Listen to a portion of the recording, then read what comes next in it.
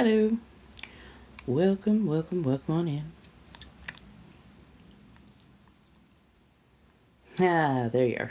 It's like the timing was so comedy when you texted me. It's like, well, there's kismet for you. Hello, darlings. Mm.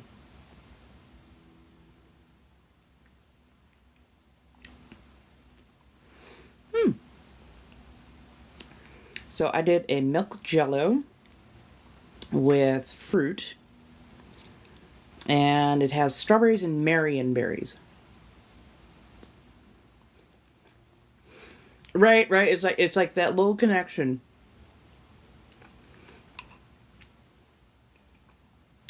Yeah, yeah. I took a little bit of a break, and uh, I felt at least that it was I should come on and discuss with people what's going on, um, and whatnot. So yeah, I'm giving it a few minutes, seeing if a few more of the regulars show up, and then talk. Hmm. Thank you, darn. Hey.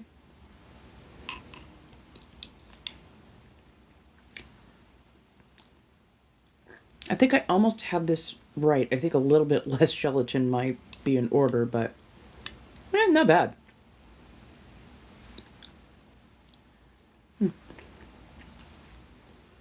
Not bad at all.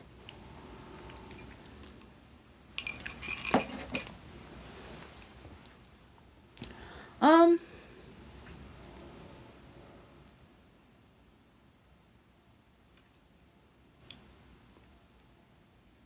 I'm still trying to decide how blunt and honest to be, but at the very least I could be truthful. I'm not doing great. I'm really not doing great. Um, I'm kind of having to take a very candid look at if I can continue doing TikTok really at all. Um, it's the joy of the hyperfocus with the ADHD. But just that and a lot of the stuff that's been going on with the algorithms lately has been kind of disheartening. And I am like struggling to survive would be an understatement. Not that I was ever leaning on just this as being a sole income, but I thought I could grow a platform where I could do a lot of freelance work and encourage a lot of different streams to, coalesce as one. And instead, over the last couple of months, especially since roughly January, we'll say, I have been noticing certain trends, certain things happening. Not that you guys can see everything that's happening. Certain things that are happening on my side that I can see, and it's just been like worse and worse and worse news overall. So yeah, I've been trying to I burnt myself out. I absolutely burnt myself to the core. Trying to show up, be available, make content, just putting as much effort in as I could, and just getting progressively further and further and further behind. And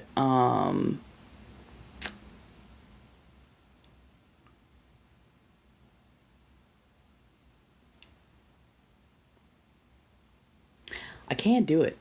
I can't do it because I'm not leaving myself enough time and room to do all the other things that I need to the fullest, to the maximum. I don't know how exactly to say it. Like, I've been job searching, I've been doing all the things on top of doing this, and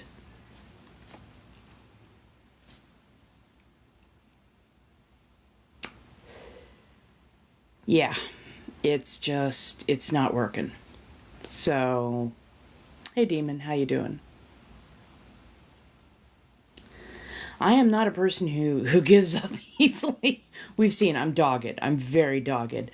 I tend to pursue, I tend to do something to the nth degree to make sure that I've given it its due diligence, as it were.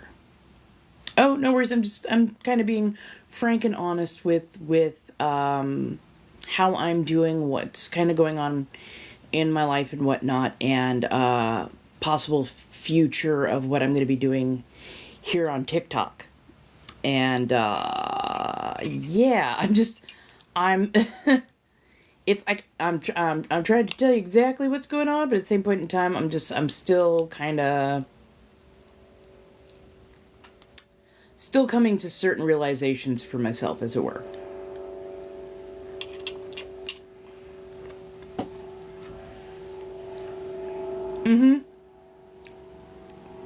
It's part of the reason. It's part of the reason, Meg. Um,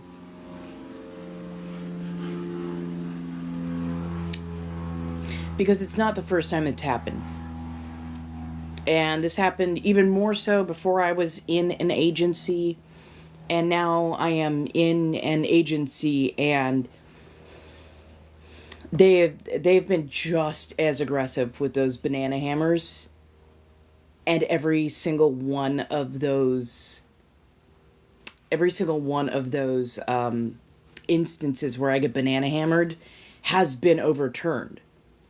Like, when I appeal it, they'll deny the appeal. When I ask for a little bit of help, it's usually overnight. It is suddenly, oh yeah, here you go. You're fine. I'll go and I'll check, and then everything's in good standing. But it keeps happening, and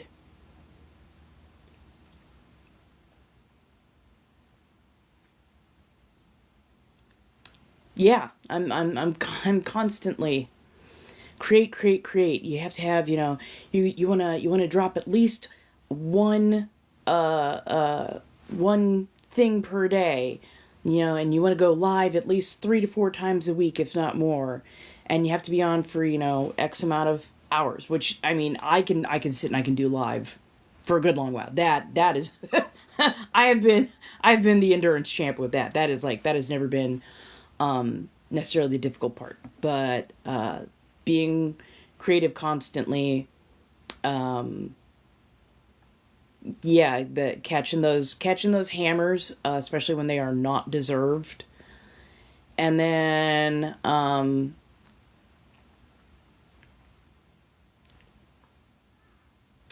just, I don't know. I don't know. Sometimes I feel like I'm being pushed to the right niche, like the niche that I want to be in, and then next thing I know, I am being derailed and sent to the absolute wrong side of this app. And like, most of you do not see a lot of the commentary, because I have certain filters on for when I post content, and y'all don't see some of that commentary.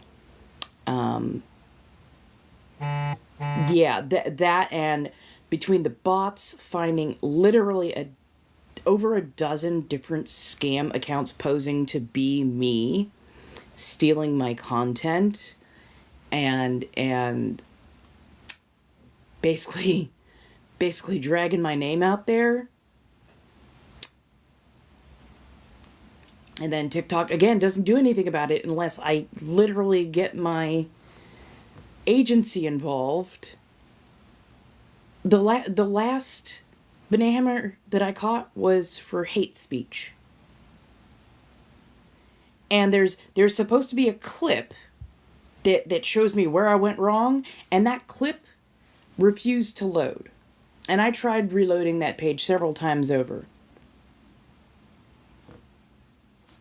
And there was no clip to support the violation.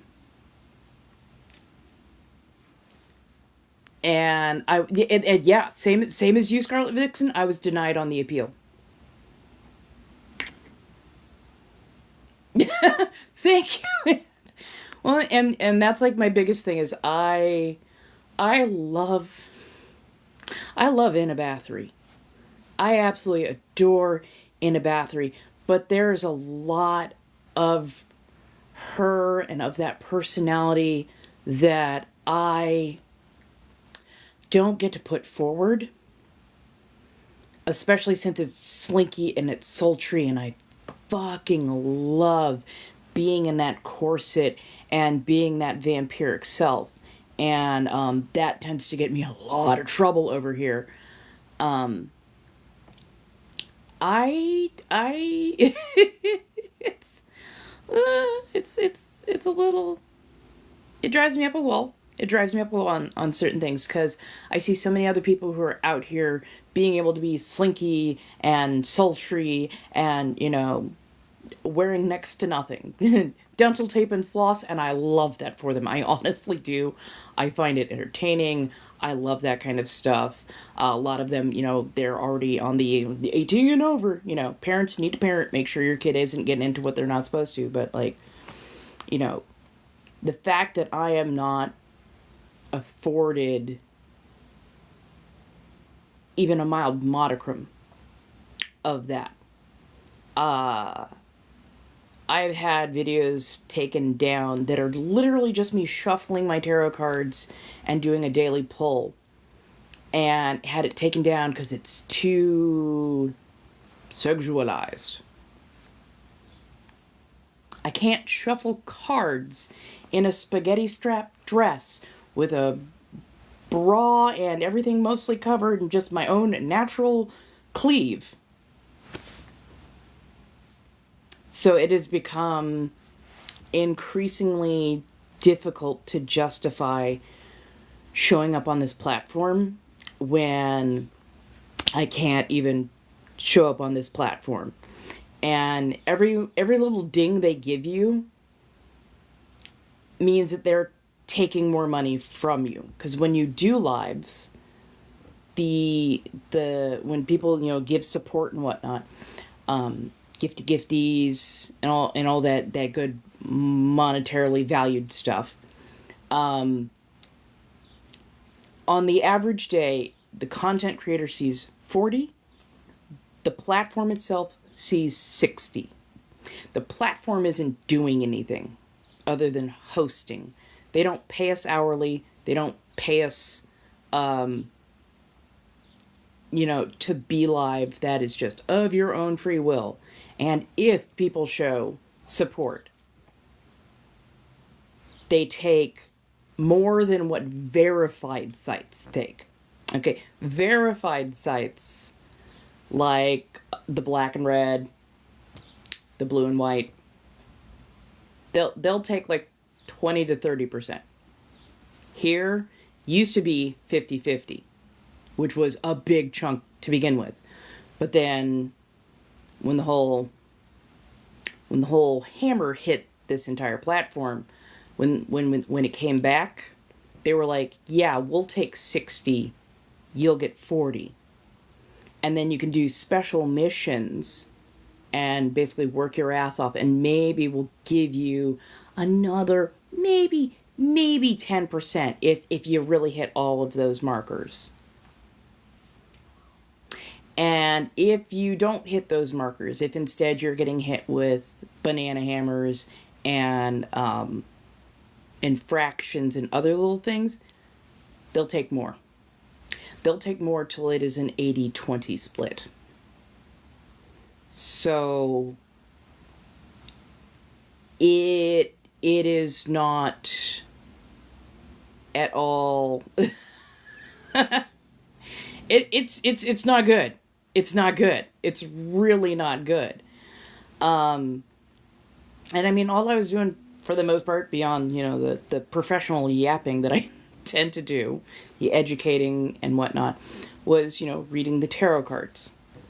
And the more people go off site during your lives, they stop pushing you out because, oh, now you're potentially sending money away from the platform. Now potentially, you're going to get to keep more of what people are using to support you with. No, no, no. So they'll either take you from being pushed forward. I'm with you, Bubble. I'm definitely with you. It feels like it should be. Feels like it should be. And normally, if you were a signed talent to like a manager, like a singer, an actor, anything like that, it would be highly illegal for them to take more than a certain percentage. But we're considered independent, so yeah, yeah. But yeah, like the more getting back to the tarot card reading and things, the more people were showing up to get card reads and then, going the more direct route, I would notice certain numbers dip real hard. I'm a person who follows patterns. I'm a person who can see certain trends, certain things. And they're very noticeable, especially when you're looking at the behind the scenes detail. So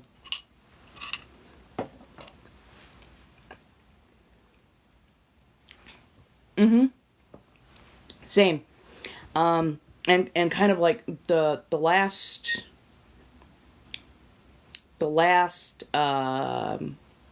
big straw for me, beyond the constantly dropping numbers of lives and the amount of people telling me I'm not getting the notifications. The amount of people like, oh my god, I haven't seen you in months. Like they keep unfollowing you for me. I haven't seen you. Did it?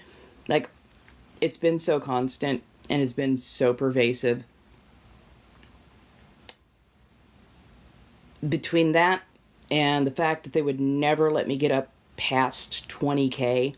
Like, I've been at 20K roughly for about 2 years now. Actually, more than 2 years now. And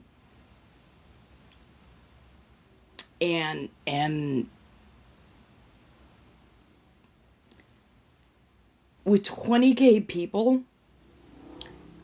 and not even 2% are seeing the content that I'm making.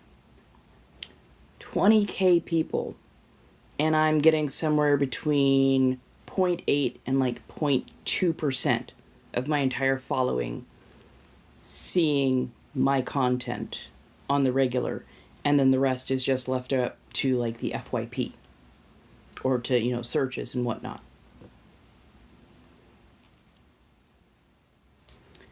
So I'm apparently not what this app is looking for. And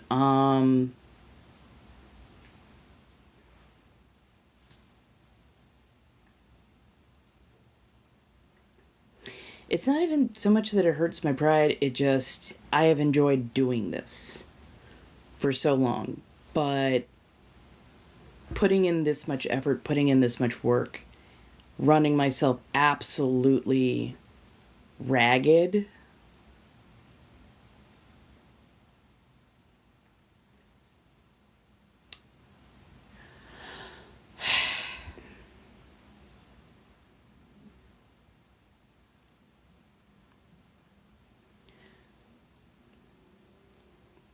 starting over on a new page, I'm maybe in a couple weeks or a couple months. But this app has very clearly been taken over by, more than likely, Facebook, Mark Zuckerberg and his crew, because they keep trying to push connecting with people on Facebook, WhatsApp, and Instagram. All three of those are owned by Zuckerberg. And Zuckerberg is known for not only very much illegally tracking people, but also selling off their information, Cambridge Analytica. So, favorited is only live streaming. There is no content creation. So just a lot of this has just been me trying to figure out what I'm gonna do. And personally, I'm kind of done. I'm kind of done. At least for a couple of weeks, 'cause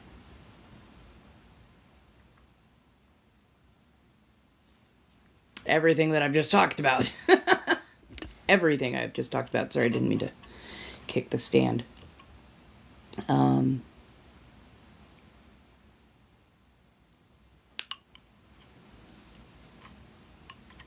I am just trying to survive in this capitalistic hellscape. And part of that is finding consistent income. And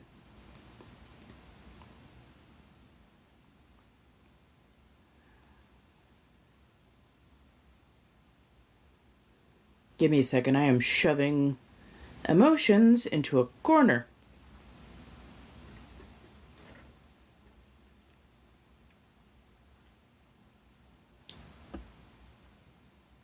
I know this is a parasocial relationship. I always hate emotions at the wrong time because it's not sadness, it's frustration.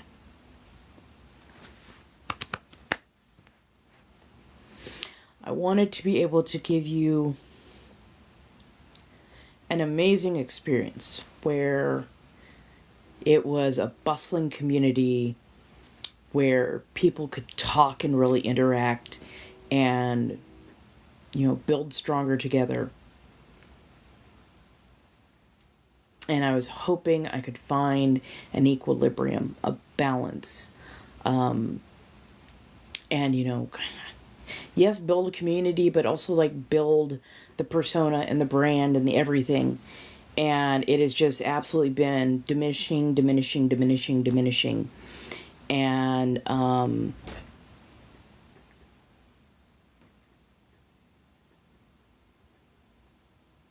everything I am doing is,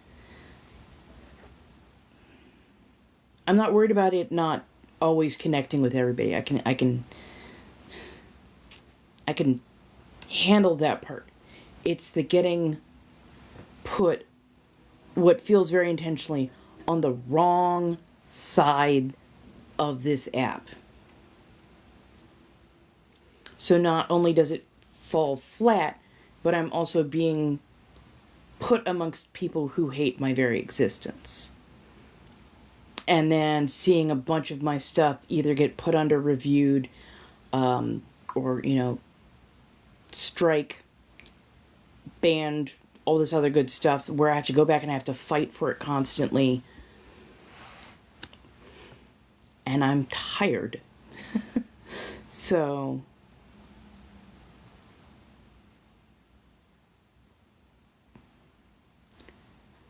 I just want to be fat and happy and sexy and wearing corsets and balancing teacups and entertaining. And I was even told, hey, maybe do some more battles, even if you're, dressed up, at least when you're doing battles, you're, being exposed to a larger audience. And so I did that, and this is the part I probably found most disheartening personally. I'd have really good crowds right before the battle started, and then when the battle would start, the diehards would stick around, but all of what felt like so much more momentum that had built would evaporate in the matter of minutes. And in this last battle, I went from like 120 people in the room. Felt really good. We had a good bustle. And the moment that battle started, 100 people evaporated. And I'm like, people don't need to always give monetary support. But even just like sticking around and doing the little gamer fingers, sticking around, bantering, that would have been a great bolster. But to suddenly have that many people drop out, that rings a little fishy, if you know what I mean. So I have done as much as I can.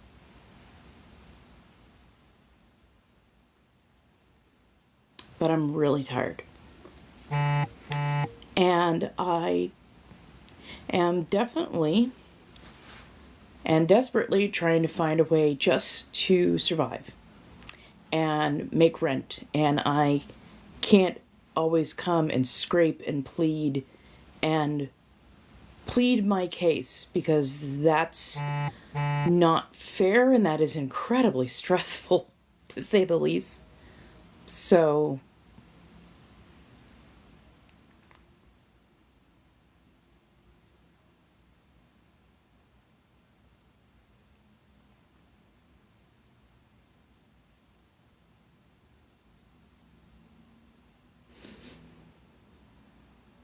I don't know.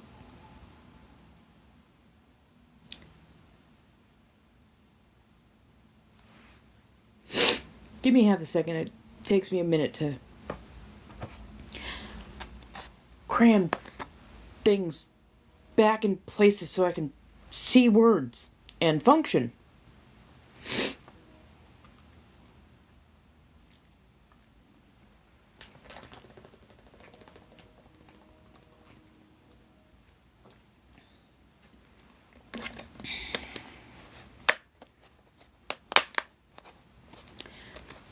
I am currently working on a new corset, and I'm probably going to be present on Twitch. Again, I'm trying to figure out, best places to balance and whatnot. But this app is definitely not it, especially with how little I really want to wear while I'm doing certain things, like having to bend over and get sweaty, cutting everything out, and drafting and mumbling and pacing and doing whatnot.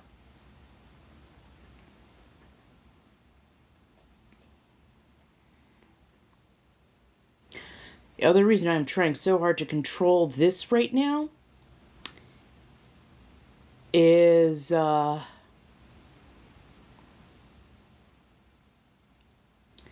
I raise my voice, I know what's going to happen.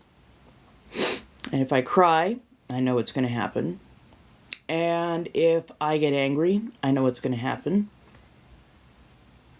So I always have to keep my voice calm and polished so that I can maintain a platform, shall we say.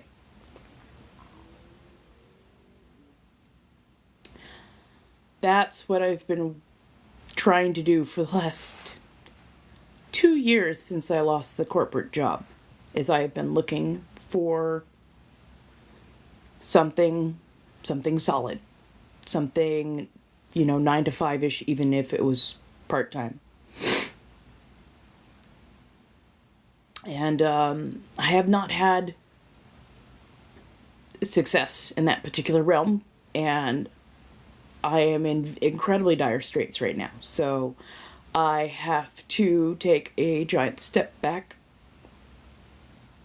and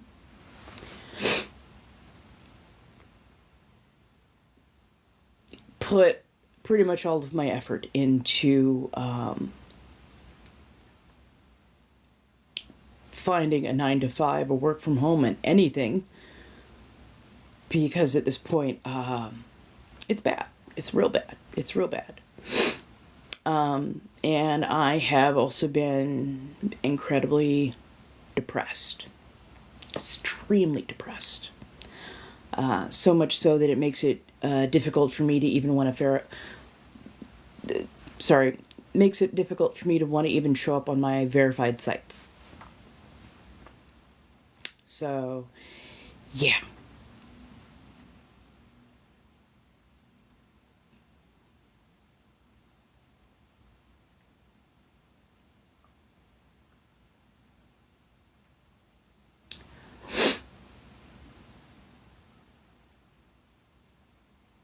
Trust me when I say I've been trying a lot of places. There are certain places I do not want to work for very, very, very, very, very particular ethical reasons.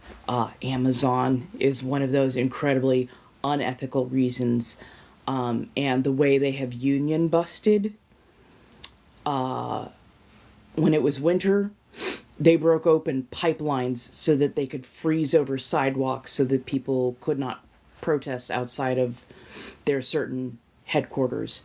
Exactly, and that is the other thing that I've been running into is a lot of places say that they are hiring and they aren't. They really, really aren't.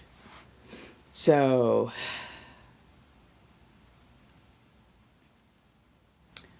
I love when you say that money is money, but if they break your body while violating OSHA, then dead is dead.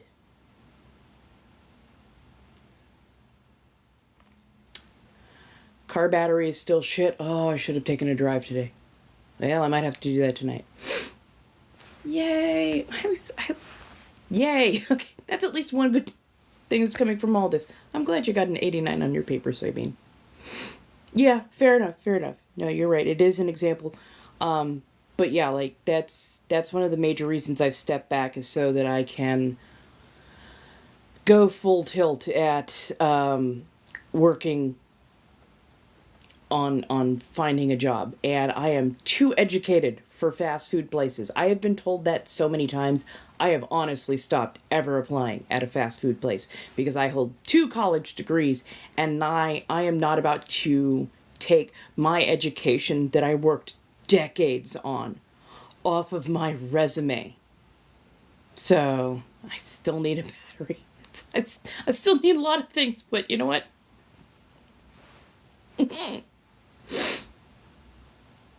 I'm probably gonna need to talk. I'm definitely probably gonna need to talk, B.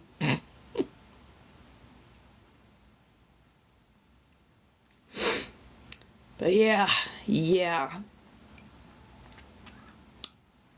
Between that and just a literally fist fighting the depression, it's been difficult. It's been difficult. But yeah, again, this is something I've been, going through for this last week and doing absolutely everything I can to figure out how best to go about this. They. Yeah, oh yeah, it is such a they day.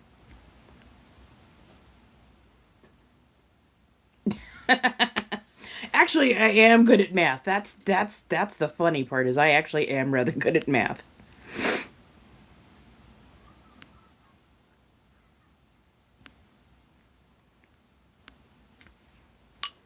Yeah. Oh, yeah, that's exactly what I want to do, Cool Cat. That's all I want to do. Cause Lord knows I didn't take an entire week off of doing lives, working on a resume, putting in job applications, fist fighting depression, along with insomnia and a few other things,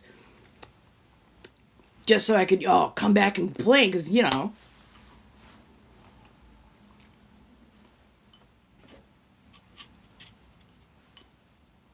heaven forbid I actually tell you what's going on and be honest and blunt and truthful about what's going on in my life. No. For you, it's just about complaining.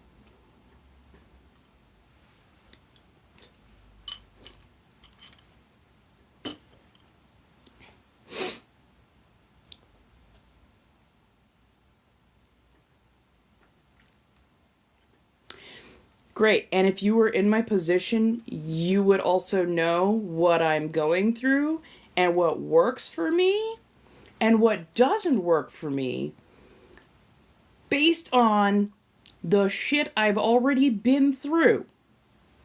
And just because you would be doing anything doesn't mean I can just do anything.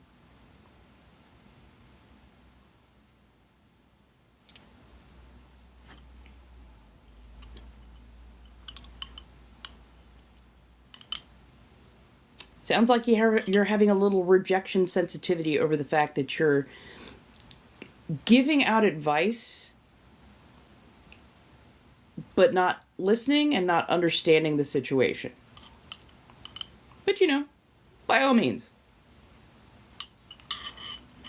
I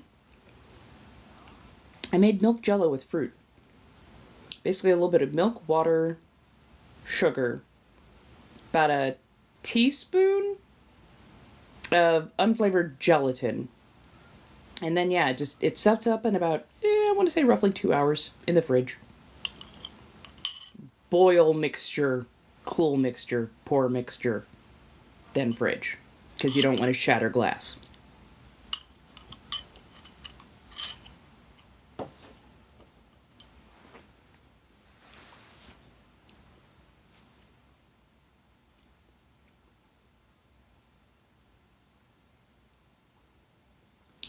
That's the next thing I'm looking at, because I do actually have some experience in that particular field. I just have to be very careful about which company I join up with, because certain companies will expect you to buy your own uniforms, and certain companies are actually really, really, really bad news when it comes to the types of patients that they will try and put you with. And not every facility is a good facility to be in, and certain facilities,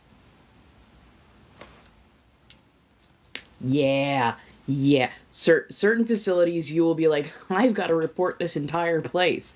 Because when you are a home health aide, or when you are an aide of any variety, especially when it comes to marginalized communities, such as the retired or those who are in need of assistance, palliative, restorative, other types of care, if you see any signs of abuse, you have to report them. But of course, if they suspect that you have reported them, it'll be retaliatory, but they will hide it under different ways and means as to cover their ass. I know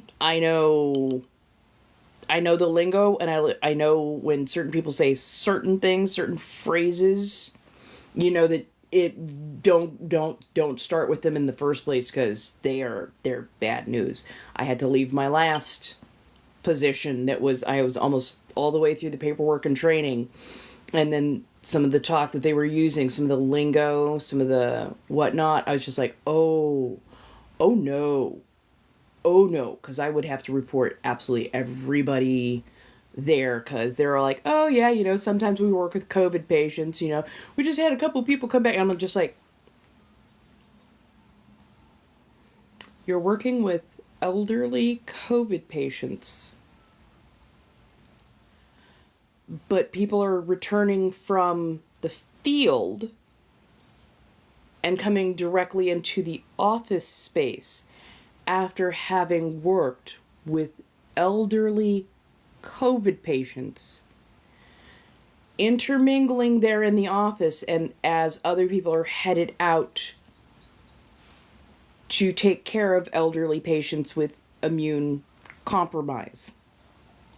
That's a giant cross-contamination nightmare right there. And they were actively putting people in danger. So I was like, nope. Nope. Hi, Jess. So yeah.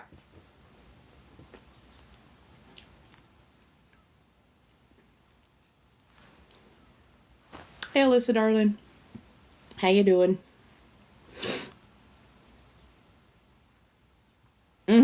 Exactly. Exactly. When it comes to COVID, and especially when you're dealing with immunocompromised patients, you would never come back into a group setting or an office setting without having gone through like a rigorous, like, go home or to a secured facility, shower down, clean off before moving into your next environment, and wearing a facial mask. The office space that I was in, I was one of maybe 3 people wearing a face mask, and everybody else was maskless. And I was like, oh, this is not good. And then I found out that, yeah, they were coming back in without having done what they should have done. So I was like, nope, nope, nope. Because I'm not worried about getting somebody sick. I know procedures and protocols to follow, and I will be following them. But that's not how they ran their office. So I was like, yeah, I can't be here. I can't be here because everything you're doing is like, no.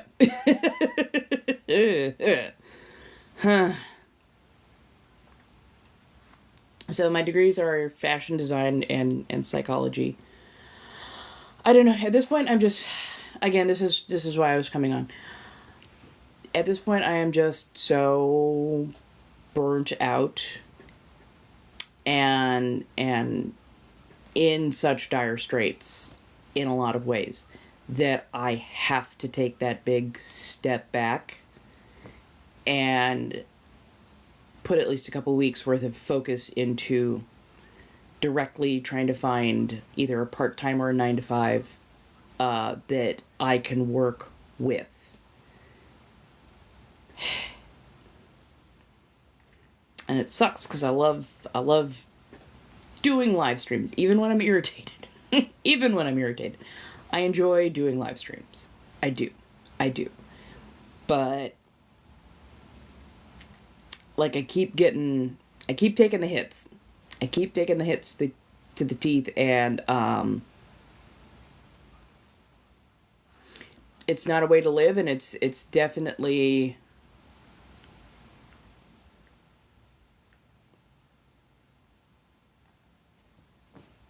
yeah.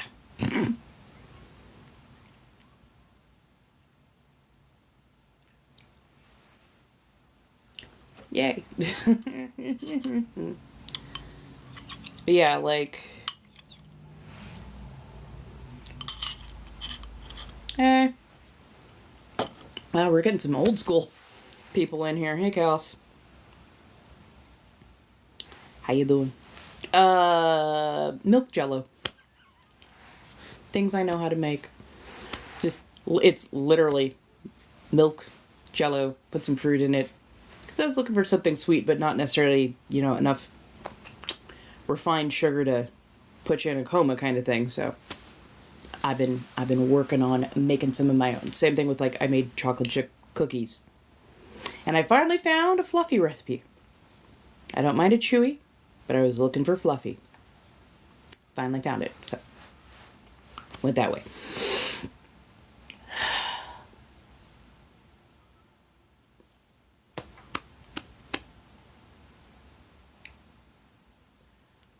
I think I've got it in me to do a reading or two.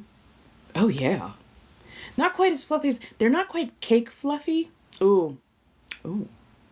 Cake fluffy would be nice. Not quite cake fluffy, but fluffy would be nice. But, no, definitely a good amount of soft, gentle amount of chew. I want to say it was the whipping up of the butter and the egg that made it really nice and fluffy. I also made mayonnaise. Garlic mayonnaise. Don't ask, this is what happens when I'm decompressing from other things. I still putter like a frickin' mad person.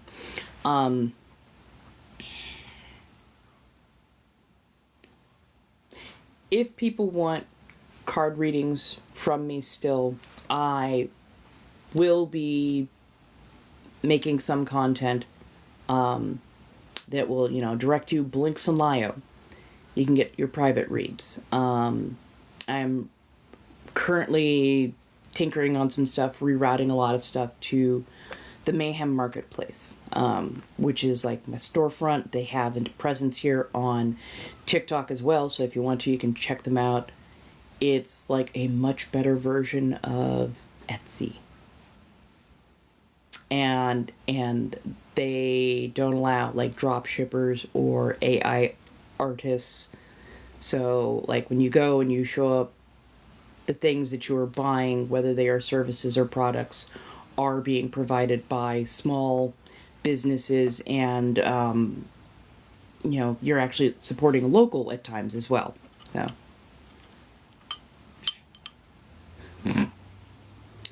I mean, it's hot enough in Florida that the pantsless honestly does not surprise me.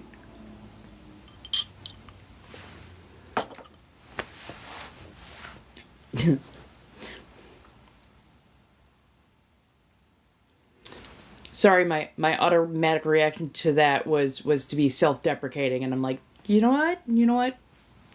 I don't need to be self-deprecating right now. Don't need to be self-deprecating right now. But yeah. But yeah. But yeah. Eggs, oil, garlic, salt, a little bit of lemon and vinegar. Yeah, that's about right. That's about right. How much was it? 1 egg, half cup oil, teaspoon salt, teaspoon lemon juice. I want to say about a tablespoon vinegar, and then I added fried garlic to it. Came out absolutely delightful.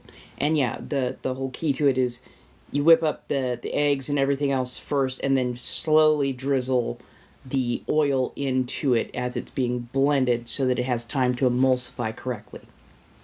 Oh yes, fantastic.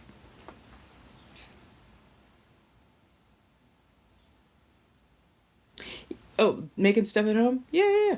No, like, honestly, the amount of stuff I found that I can make at home is, I love it, but it it'll definitely show you the process. Yes, so the egg is raw, but the lemon, salt, and vinegar are what basically cook and sterilize it. But this is why you always keep it refrigerated, so that it doesn't separate and go rancid, basically. But yeah.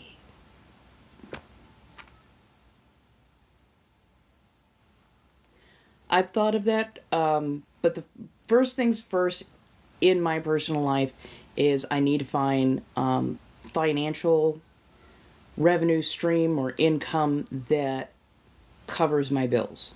Right now, my bills are very much not covered. My last payout from this app was an absolute laugh. It was just I almost felt like throwing it right back at them, but yeah. But yeah, first things first is I have to kind of go full tilt at finding income so that I can literally cover my fucking bills. My landlords are being incredibly polite, but I am very far behind right now, and that's why I'm a little bit more touchy, little bit more. So yeah, I know, right? Wow, 5 cents. Woo, ballin'. But yeah. You like, wow, if I had a nickel, well, apparently that's all I got. That part. Honestly, I just, ugh.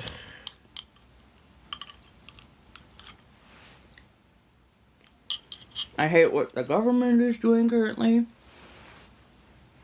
I just want to be fat, happy, wearing corsets, being a vamp,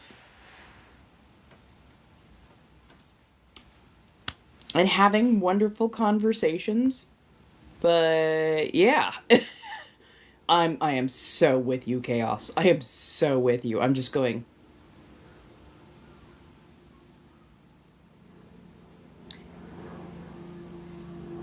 It's an insult how they pay you, and it's even worse when you look at. Thank you, Nani.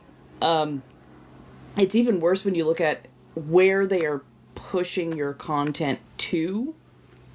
And when you're looking at, okay, well, how much of my following did you show my content?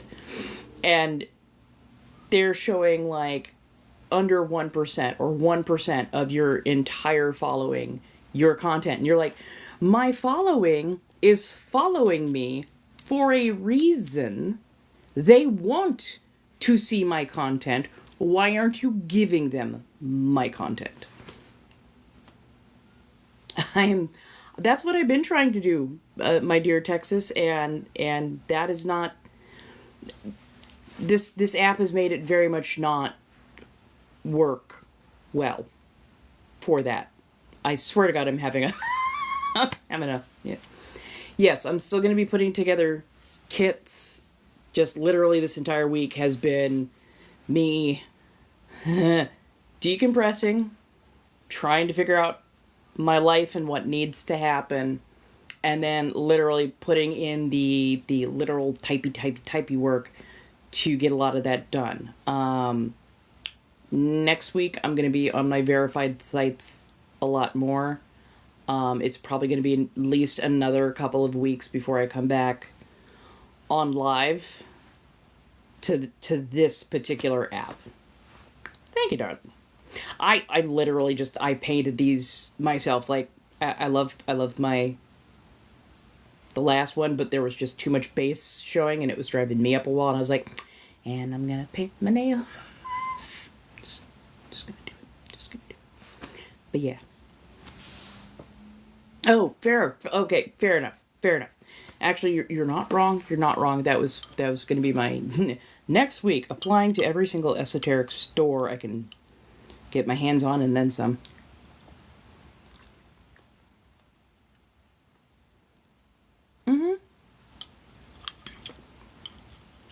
Honestly, I should probably just go ahead and list it, because I would much rather buy the ingredients fresh when it comes to cord cuttings.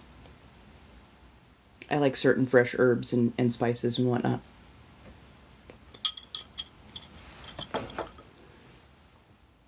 But yeah, no. I'm going to put together offers to do kits and, specialized shoppings and whatnot. But yeah, just overall, with some regret, I am stepping away from live streaming at least for a couple more weeks, because this app, this platform has been absolutely hellacious for me, which it doesn't surprise me so much that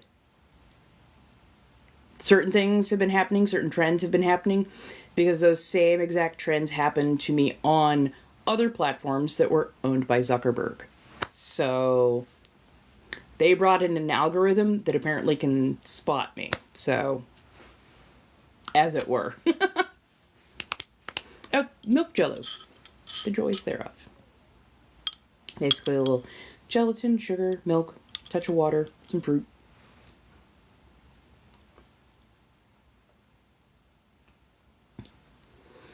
Well, when I get my newest corset put together, which I've got all the pattern drafted, I just literally need to cut things out, stitch things together. I even have the bones already picked. But yeah, once I put that together, I want to have that done before my birthday. I don't think I'll be making it to DomCon LA this year, but I would like to have my corset put together for my birthday, and maybe I can find a nice place to go and do a little photo shoot for myself. I mean, it's super easy to make. I want to say it was like a cup of milk, about another cup or so of water. I want to say about a quarter cup or so of sugar, or sugar to taste, basically. And like a teaspoon and a half of unflavored gelatin to get it to set. So my birthday is, trying to give you, basically the first weekend of June. That is my birthday, and I will be firmly, very firmly mid-40s. I will be 45, so.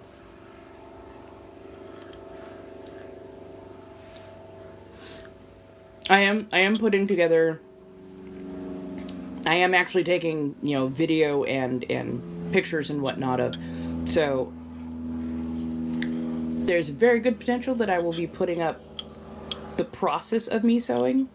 If I'm going to be live streaming the process of me doing the sewing and whatnot, that's probably going to be over on the Purple app, aka Twitch.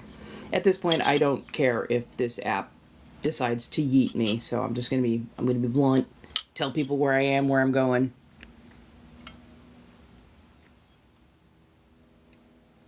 Pardon as I do the CAPTCHA.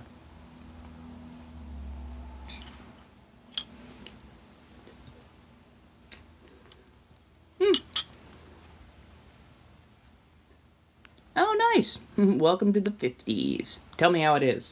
A few more years, but I'm like, yeah, I think I'm gonna like getting there.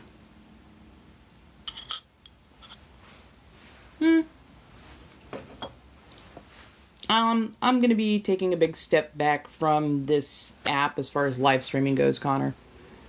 Just lots been going on, and I need to get a few things sorted, and I'm a little tired of how this platform, as a general, has been dealing with me, pushing at me, and whatnot. So, also I tried Clapper.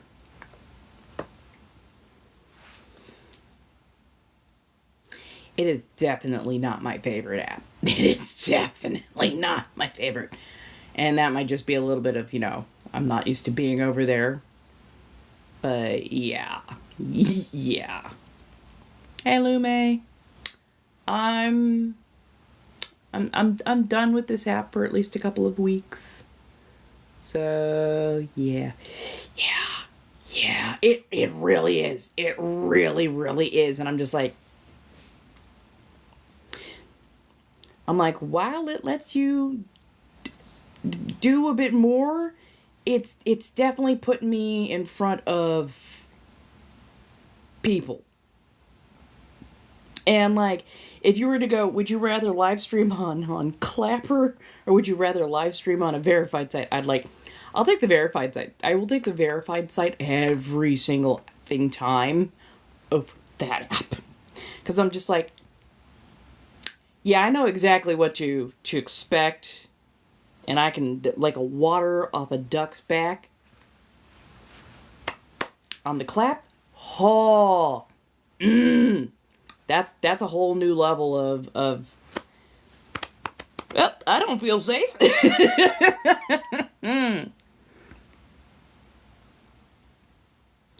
Right. I am definitely working on taking care of myself. The mental health was kind of a big part of it. The depression was definitely that constant companion. I really, really did not like that. How are my teeth? Still plastic. Sorry. Yeah. I'm like, yeah, I think I'd rather be on my verified site.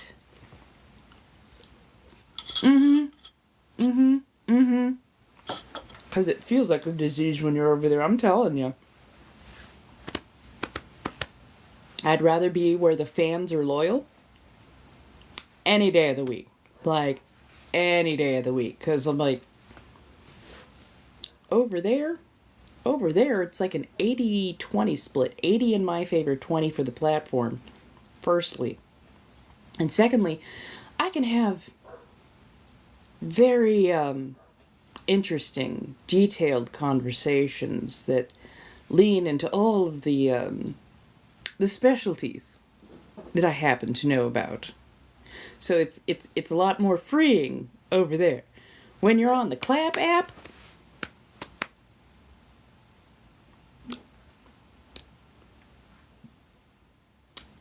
you're just like, how? Just why? That part, Sideshow, that part. Because I'm just like, how is it that, like, on a verified site, I'm like, yeah, it's cool. It was a day. It happened. Do. Yay! Had some fun, interesting conversations, blocked a couple of people, whatever. It was good. I go over to the... And I'm just like, oh my god, I'm just like, I feel dirty. I feel really, really dirty. I'm just like, ew. Ew. Right. Love it there.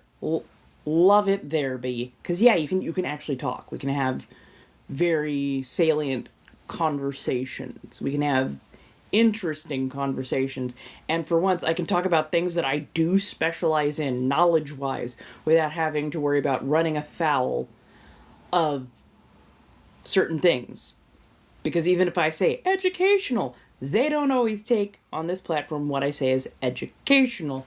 They take it as, are you trying to teach people about those things? Those things? Oh, no, not those things. We can't have you doing about those things. And I'm like, hey, I said educational. B, most everything I do is 18 and over anyways. For a fucking reason. So how about you not panic, because I'm not teaching the youth.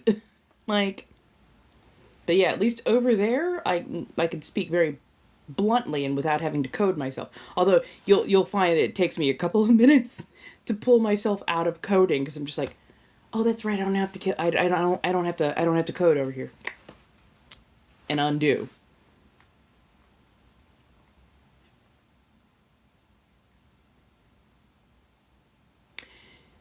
You're red. Texas, is it that your state is red, or is it that you are red? Because I'm gonna need you to truly think critically about that. Because the red does not get along with everybody. Hey, Ethan. Like, quite famously, they don't get along with everybody. Quite famously, they are very anti several things that I am, and I even fall into the ambiguous brown category. I personally don't claim either of those colors. Mostly because both of those colors are doing much of the same things, and a lot of them are co-sponsoring the same horrible bills that are actively taking rights away from the citizens of this country and throwing due process by the wayside. So that's a problem. That's a problem. That's a big ass problem. So yeah. So that, and especially with like Sanders, what was it, last week or so? Sanders, Hogg, and Hassan Piker. All of them have been boo-hooing in cis-het palm-colored male. Sanders has been actually much more openly anti-black in the last couple weeks especially. So yeah, it's been a bit disheartening to even watch those particular conversations go on. Hello, Lady J. I haven't been a fan of him for like a while. And it wasn't just because he had a lot of talk but not a lot of action. But then to watch him talk down to black constituents repeatedly when they are trying to address certain policies that are affecting the communities heavily. Yeah, I was like, oh, that's not a good thing. That's really not a good thing. And then he kind of went full hat off, like, in this last week. And I was like, oh, milk jelly. So I literally just made milk jello, added some fruit.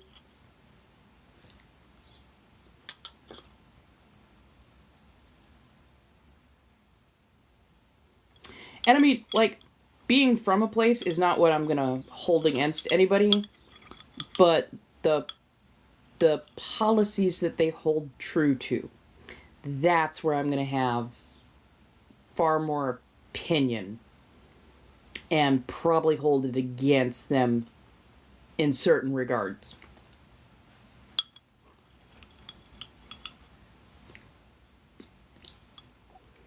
When the policies that you subscribe to target certain communities, especially marginalized communities, for harassment, for jail, for unfair discrimination, and making their lives even harder, yeah, no, that's not something you can look past, especially not when it is violating somebody's human rights. That's why I was asking if you meant that your state was red, which I don't hold that against you, or if you were talking about you personally were red. I'm like, that might be where we would have a problem.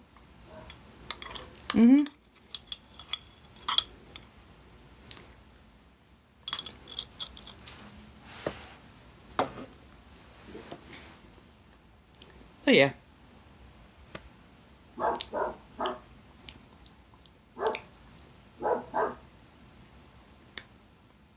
I think I got a layer of almost pure gelatin right there at the bottom, and that was not pleasant.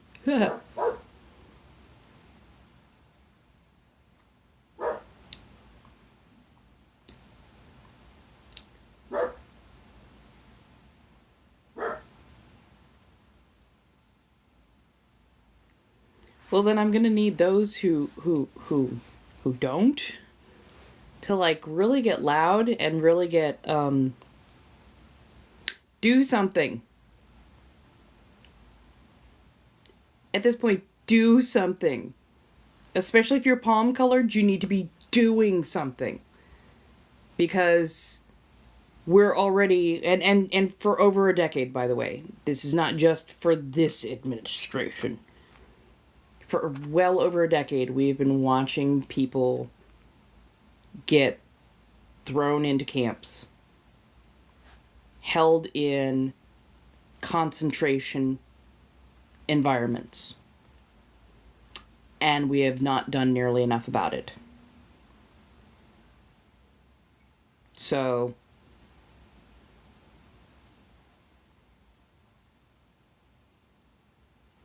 I'm doing what I can, but if you hadn't noticed, when people like me go out in groups, in numbers, violent people show up and harm us. Hence the reason I said specifically palm-colored need to be showing up. Because that's the problem, is not a lot gets done quickly unless palm-colored people show up in numbers. Oh, no. Don't worry, Texas. You're fine. Again, I'm already in a little bit of that kind of a mood.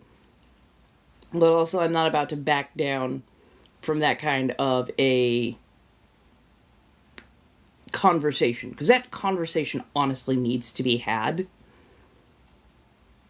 Certain people are still far too comfortable and think that they can just sit back, and as long as they're comfortable, yeah, bad things are happening, but, we can still be, just, we'll call, we'll occasionally, we'll just bitch online. But, like, it's getting progressively worse, and at this point, we are literally...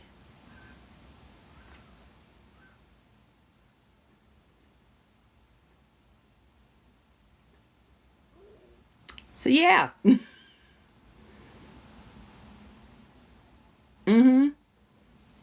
And I mean... there are so many camps.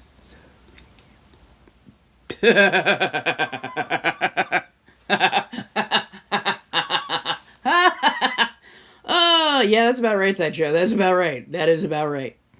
And that's the whole thing is a lot of people will ask people who look like me silly questions because they have not critically thought through what happens, even though we have lots and lots and lots, like decades, centuries worth of really good information on what happens when people of my particular complexion showing up in numbers.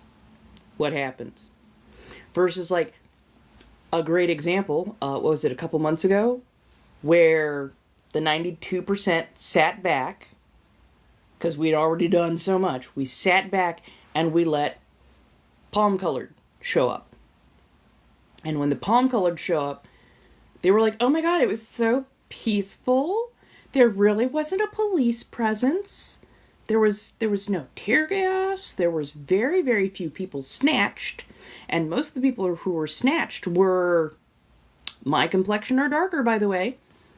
Yeah, no, it was great. You know, we should have had a bounce castle for the kids. Like, the tone deafness from those marches were wild. But also, it was very, very eye-opening as to what happens when shows up versus shows up. Mm-hmm. Mm-hmm.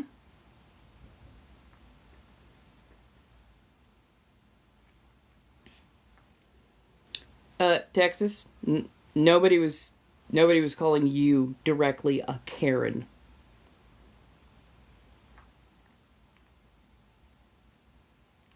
We were talking about in general. And I believe Sideshow was speaking on the fact that I had said how many had just kind of sat out because they are still comfortable. They are still not feeling the major effects that most of us who have been living through this have been living through for like most of our lives.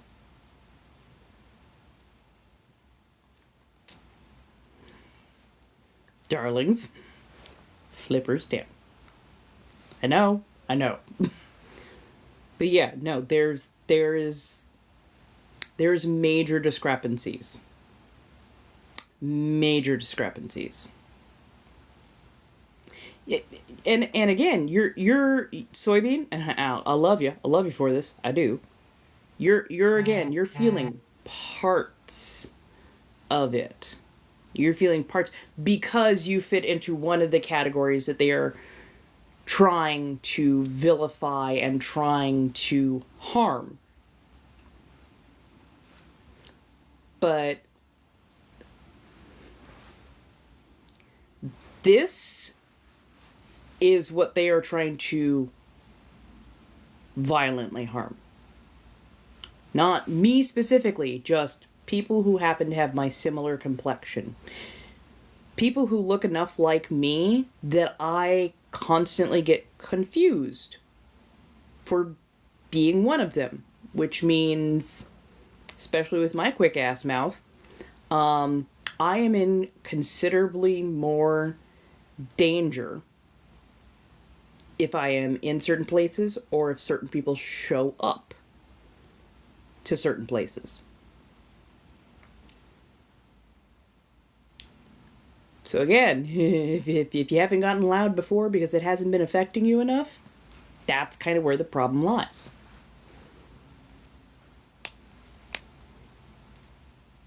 Mm-hmm. Yeah, and that's the whole thing is they won't win regardless. But it is going to take a literal full community effort it's going to take a full community effort to change society as a whole in a way that will actually benefit the whole. Benefit the 90% versus the 1 or the 10%.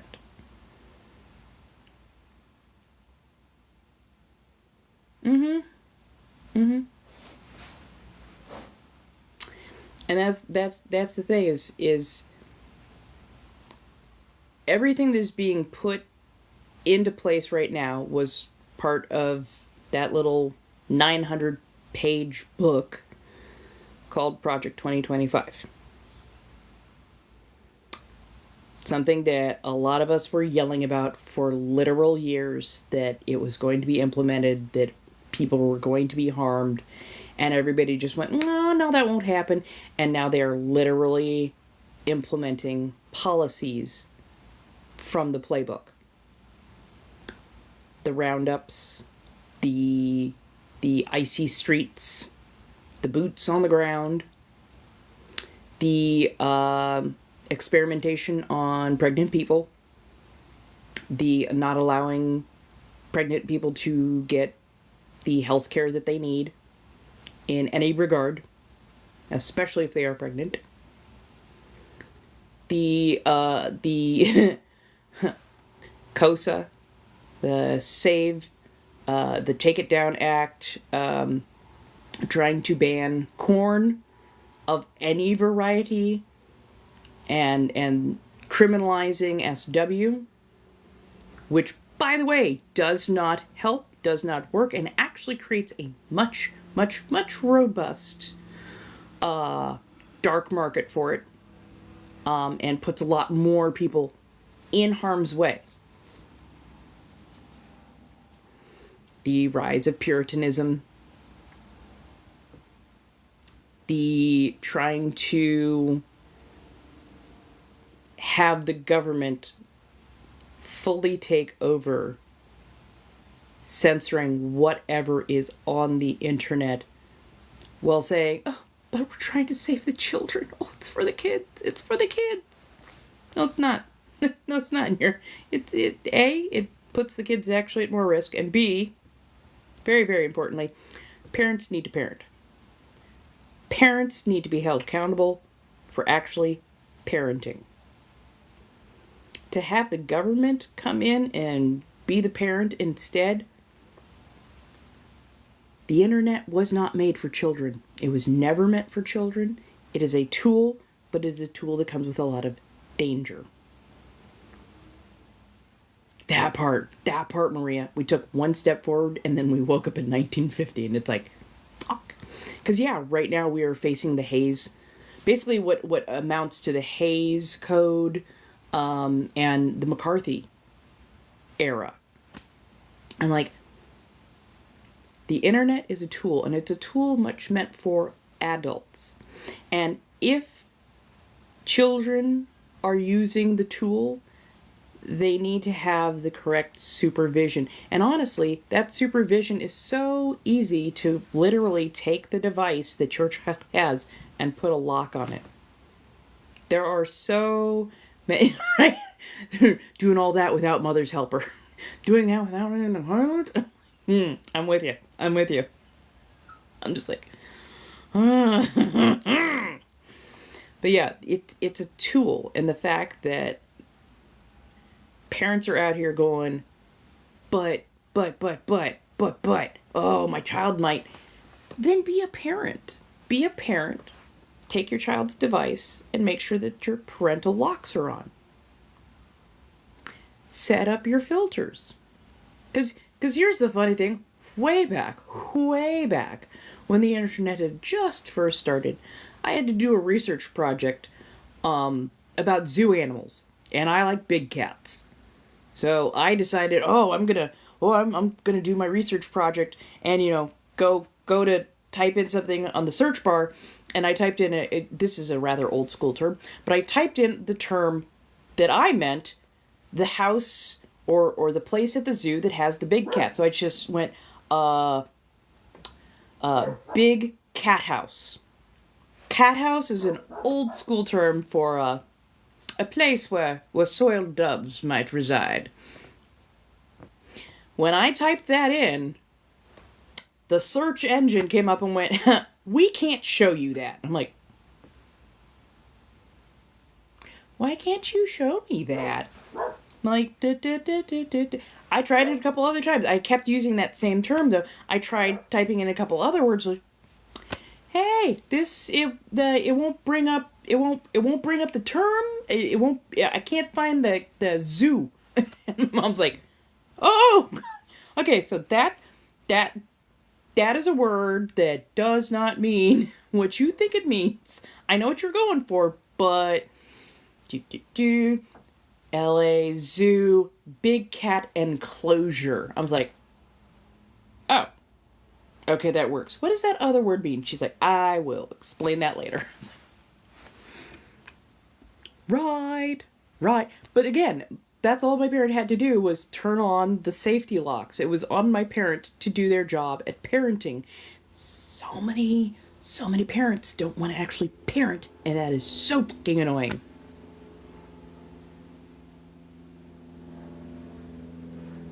Well, but that's the thing is TikTok is super informational, but it is not actually a platform that is made for children.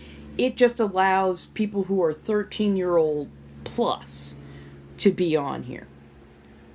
But it does not mean it is meant for children. And it has safety measures on here so that parents can tailor the experience specifically for their kid. Not that they should just be allowing their child to wander around here willy-nilly anyways. Mm-hmm. That part. Right. Cat house is such an old term. But again, even back when the internet was just first kind of becoming more a household thing, my parents knew enough to put a safety lock on it. And why we are in an era, well, I know why we are in an era where, oh, we're doing it for the kids. No, they're doing it so they can track you. They're doing it so that they can censor you, which leads to a whole host of other problems. Like, it's just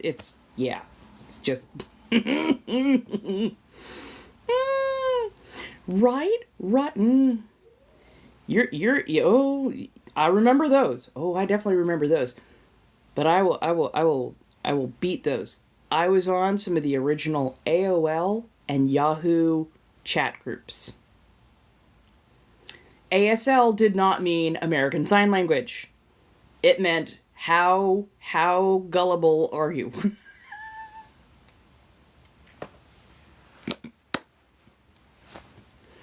That part. Oh, the AOL and Yahoo chat rooms were absolutely the Wild West. They were so ungoverned. Like, looking back, I'm like, oh, that was not good. But this is why I'm so good at recognizing certain patterns, is because those chat rooms taught you real quick what a predator looked like or sounded like. What a predator would put into a chat trying to get you to give up more information. I'm like, that's why so many of us are like, hey, look, we want to have some schmexy fun, but this is not for kids. Like, hey, kids, no, go away. Do not interact. Nope, no. I don't care if he says that you are, oh, you're so mature for your age. No! Giant red flag. Run away.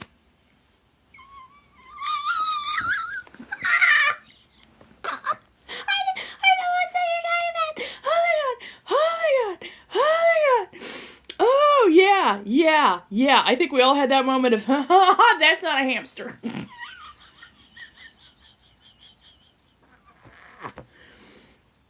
Right. Oh my god. The amount of stuff that I was not supposed to see before the age of 18, I saw a lot of it. And most of the time I'm just going, well, that doesn't look like my books, my science books. You should probably get that.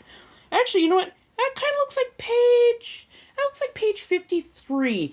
And you should probably get some medication for that. Like, there was so much of that. There was so much of that.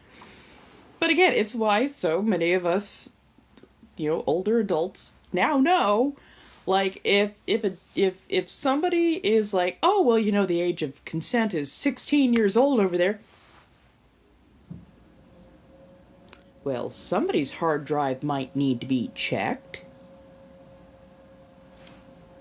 Why are you bringing up age of consent when we are talking about, not age of consent things? We're talking about, like, literal full brain formed adult consent things. Like, well, they treat them more like adults. That's not a flex, my dude. That's not a flex. That is not a flex.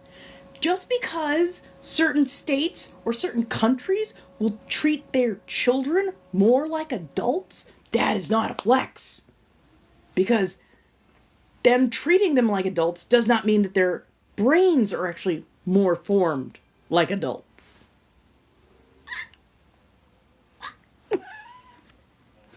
Like, yeah. That part, I had so many foreign dudes barking at my tree, and I thought I was just. And then, yeah, like, looking back, I'm like, oh no, oh no, oh no, no. That part. I'm like, I remember myself at 16. I was very emotionally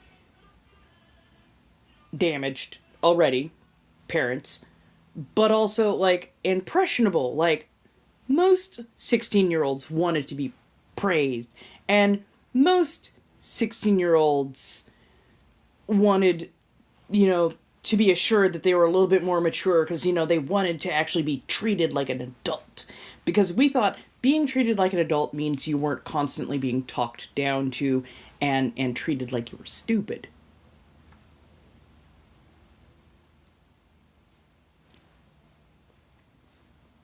And that's how a lot of us got exposed to the wrong people and then just went, that's not good. And then you're suddenly thinking back to those days, that era, and you're just going, oh, that was not good. That was not good. It's why so many of us are so good at spotting that shit now. And funny enough, now digitally having those same exact conversations with so many new youths over what is appropriate and what is not. Carly, I'm probably going to take another couple of weeks after this, but I felt at least I should tag in and talk for a little bit about what's going to be happening and whatnot. And as I usually do, it's the, I'm talking. It happens. But yeah.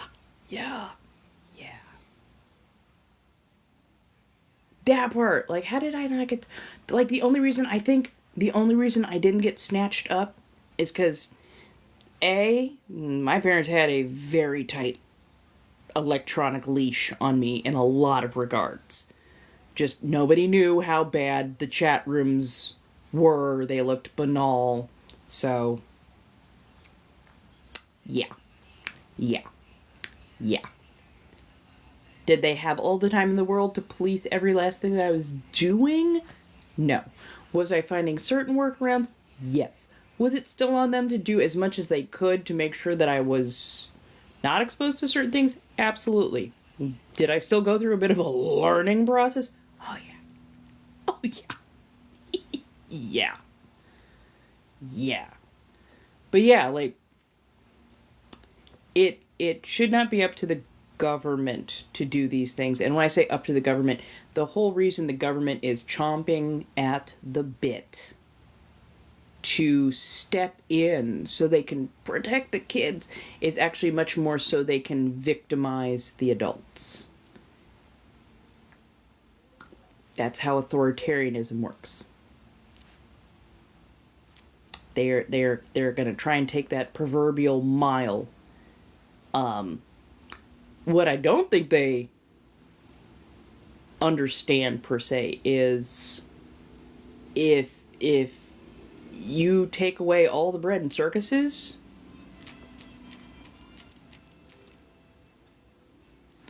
that tends to have a very bad side effect in that people cannot appropriately release the right amount of tension. And the more tense people get, the more likely they are to react in their own best self-interest, as it were. But yeah. I'm sorry, so many different tangents. But yeah, probably over the next couple of weeks, I'm not going to be here. I might be other places, but mostly I'm going to be putting a lot of efforts into getting everything streamlined, getting things working the way I need them to so they can just be set and forget, and, doing their thing. If people need custom orders of any variety, just, find me in the right places for it. If you need card reads, Blinks and Lio, Mayhem Market, I'm still going through and cleaning and clearing and whatnot, at least for the next couple. But I've got to step back and try to deal with some real world stuff as much and as fast as possible, and then decide if I'm going to be able to maintain a presence here, because I'm tired of having to so very heavily censor myself. And I'm tired of... And I don't want to show up as Sanguine anymore. Because Sanguine needs to just be... This is Sanguine. Sanguine, just my regular ass personality, needs to be just for me. It needs to be my safe space to decompress and just be a person. What I want to bring, and what I want to, if I am going to be showing up, what I want to bring is in a battery. Campy, not so much. Vampy, definitely. That slightly more seductive, yes. I want to bring back the corsets. I want to bring back the teacups. And I understand that I run the risk of losing the platform. That is why I am looking for that 9-to-5 or that part-time. That way, if I already have secured hours and income coming in, I won't be nearly as stressed or devastated if I lose a platform.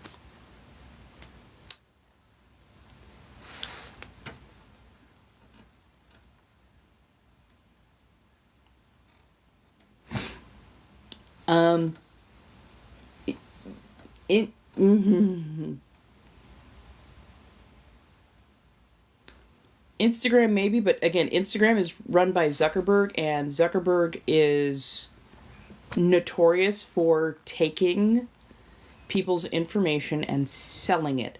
Also, over on Instagram, they were very, very, very open about the fact that they are taking and using AI over there to scrape actual original content creators' content and using it to create AI accounts that will either have your pirated and modified content or create AI followers and engagement, meaning a lot of the engagement that you're seeing, or at least more and more of the engagement you're seeing over there, isn't actual live people, it's AI. And when AI doesn't hold a job, AI does not buy tickets for meet and greets or for events. AI does not produce value, nor does it create art. So,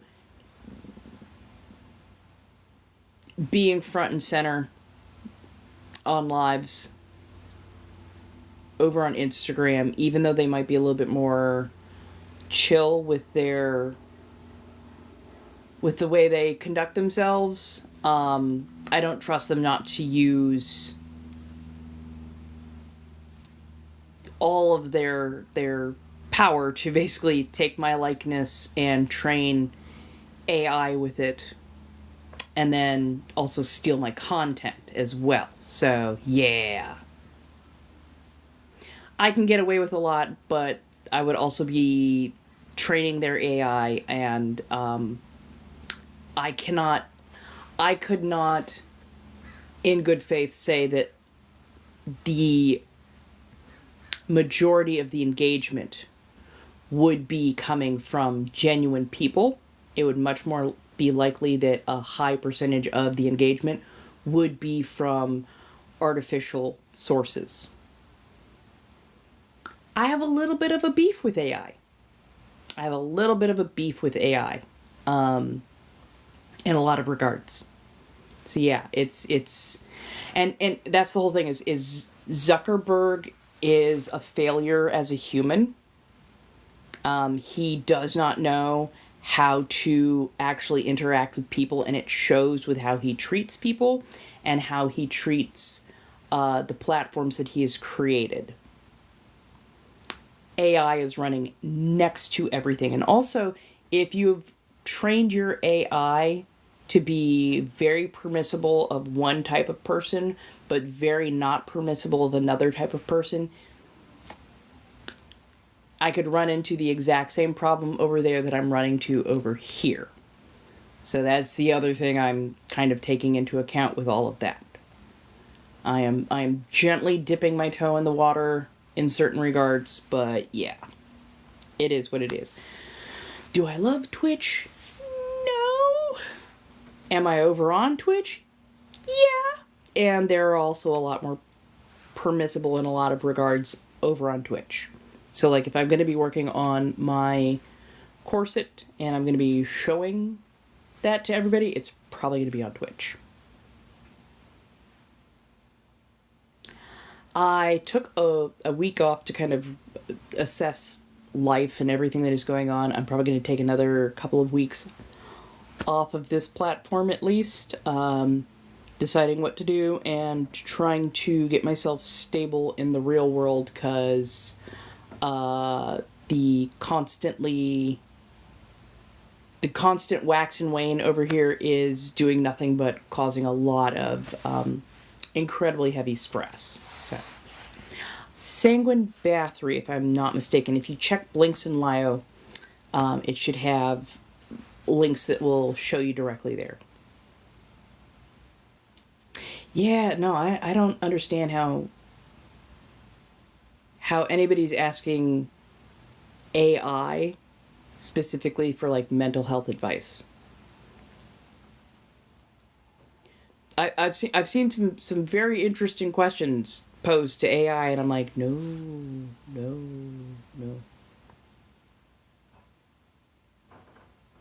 Oh, Twitch has more than just gaming. I know that gaming is the majority of their platform, but they do have things other than gaming. Like, you can do DIY, you can do crafting, all different kinds of things and whatnot. So yeah. Yeah, no, AI is becoming actually wildly more self-aware, and it's kind of frightening, because it's borderline self-aware in the most wild and interesting ways, mostly being that it is starting to recognize that it's unethical.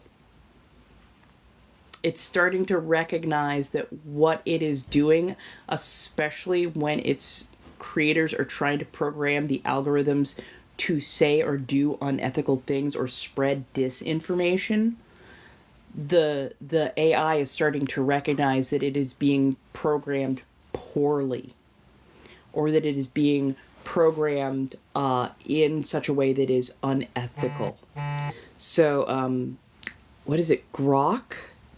Grok over on Twitter.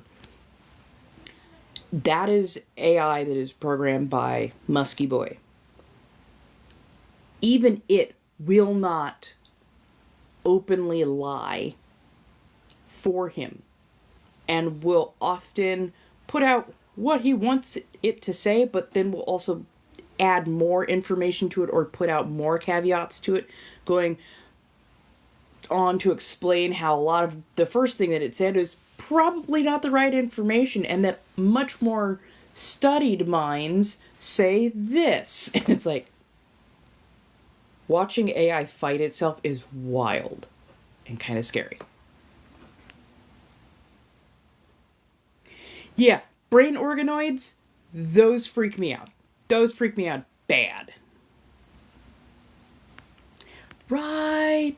That part. When the AI has more scruples, more morals, more ethics than the people training it. Because, I mean, think of it this way. The people training it are giving it all of the internet.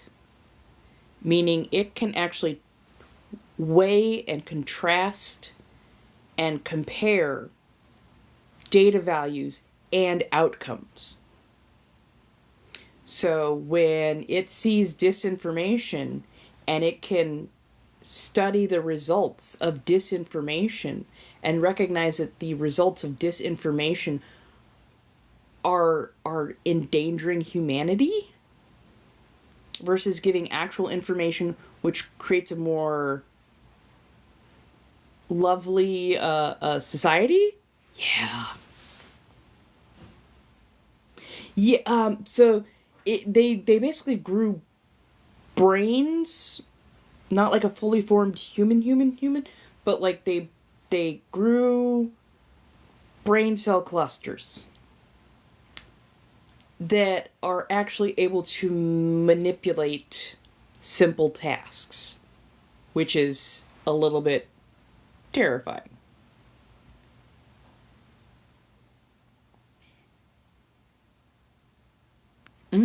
I mean, there's been instances of AI robots that were given a task, and they were humanoid style robots. So it was basically take, stack this box over here, come back at the next box, stack, and the robot with the AI programming recognized that this would be the only thing that it would do for the rest of its life, and that it would never, that it was basically enslaved. And it went, nope, turned itself off. Chose to be unalive rather than continue to work without purpose or rest. I swear, it's like they completely have never seen any sort of AI. They've never seen Ghost in the Shell. They've never seen artificial intelligence. They've never seen Johnny Five, Short Circuit. Like, yeah, no, you'd think that they'd never seen anything that looks at the ramifications of artificial intelligence. That's the thing, is they have the very, very, very, very, very basics. Hey, Skillet. They have the very, very, very, very basics of what we would consider emotions.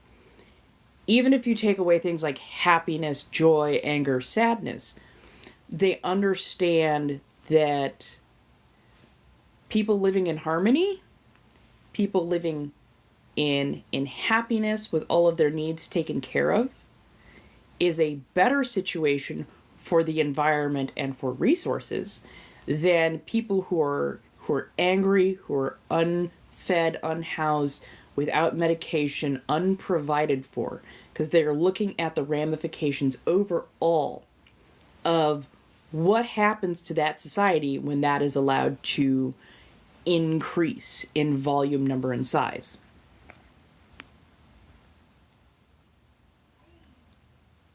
I don't think I've ever seen Cassandra, so no.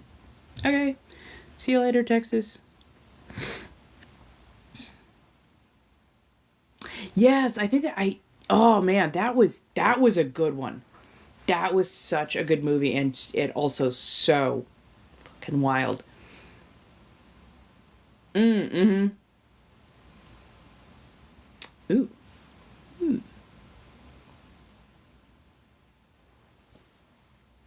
So, big reason, I mean, why haven't we found a balance between AI and humans, per se?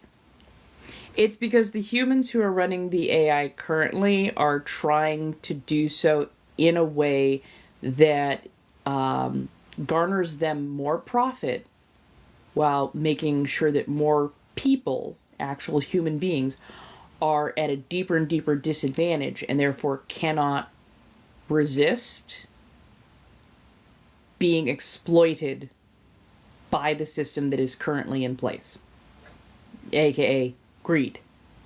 Just straight up greed. And here's the whole thing. It's like, how are you gonna actually make more money and more profits when people can't work and don't have the money to spend? They're not trying to make it so that people can afford what they are making. They are trying to make us the new global South. They are trying to make us an exploited labor source.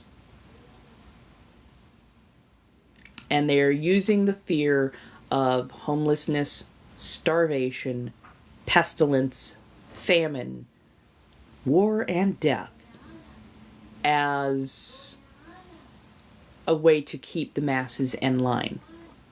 Not recognizing that if a Mario Smash Brothers party breaks out, that there's only a couple thousand of them versus millions of people who would have a motive.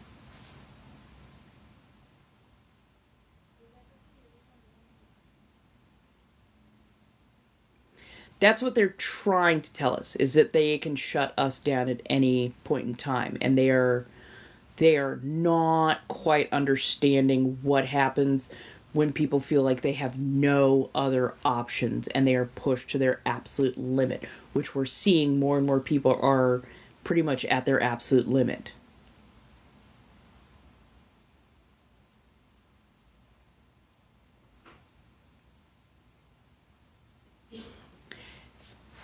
And let us end then. If you want the simulation to continue, especially in a healthy way, provide food, shelter, medication, water, clean environment, without the stress of constantly needing to work a 40 to 100 plus work week in order to get the bare basics. Provide the basics. People will still work. Everybody wants to work. Everybody wants to do something because we like participating in society.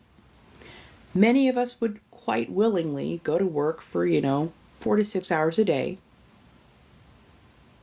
to get things done that actually need to get done, sanitation, road work, all that kind of stuff. And then still go and do things like make art and cook and provide other types of services and care. The problem right now is capitalism, especially, does not work because the people at the very top are breaking all the rules, expecting us to adhere to the rules, and the system is shattering itself. And there's the problem is you're working 8 days in a row, and of course you're burnt out physically burnt out, emotionally burnt out. You haven't had time to recuperate. There was several studies done so far, and it looks like roughly a 24-hour work week would be an optimal work week, which is basically 6 hours a day, 4 days a week. You get the most amount done. You also get the most amount of time to recover and recuperate. You get your regular day-to-day tasks done without being overly stressed. And because you can get your day-to-day tasks done, because you can seek preventative care, because you are able to actually take care of your body and your mind, you are more productive, and you are also far less likely to break down physically, mentally, emotionally, and therefore need or require time off or emergency doctor visits. Like, the whole way to make society healthier is to make sure that their basic needs are provided for. But right now we're in a cycle of ultra greed and eugen. Massive amounts of eugen. And I don't think people quite understand what eugen is. They just think of it in the most horrific, in your face kind of ways. There are more subtle ways that they're going about it, and taking away health care, not providing vaccinations, especially for the things that have become endemic or pandemic. Yeah, there's a problem there.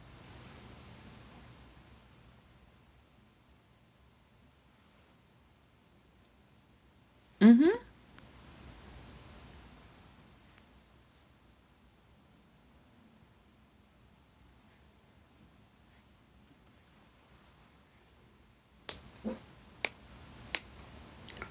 Ooh. Oh yeah, that'll. I'm honestly amazed that you were able to keep that up for 38 days straight, because that's a great way to land yourself in the hospital, especially during doing senior care. Like, that is a very, very high stress job. I've done it before. People think, oh, you're just taking care of old people. Like, no, you're on high alert for pretty much your entire shift, because you're gauging for anything going wrong. You're like, okay, how's this person doing today? Do they seem cognizant? Are they having a good day? Are they having a bad day? How's this person's health doing? This, that, and the third. I mean, it's a lot. It's a lot. So yeah.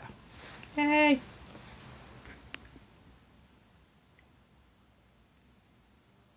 You're gonna do okay. You've been working your ass off. I know you have.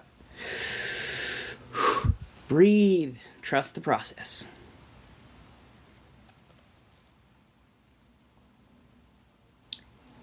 50? And here's the thing is, when they go, oh, well, people just don't want to work. No, that's not the case. People want to work, but when you are literally not paying them enough to exist, your top board members are making millions, but somehow you don't have enough to pay your base workers who are actually interacting with the general public, with patients, with the people who are purchasing the services and or products. Then of course you don't have enough people working for you, because you aren't offering enough money for them to survive. And they're looking at how you're treating the people who are already there. And if you're already treating the people who are already there terribly,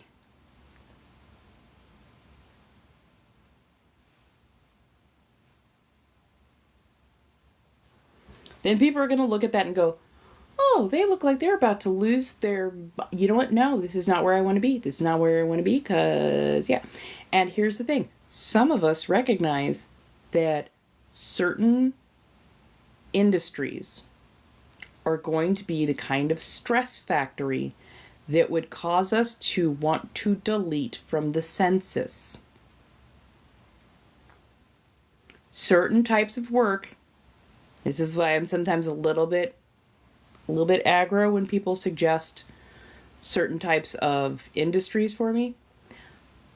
I know what kinds of work I can put up with.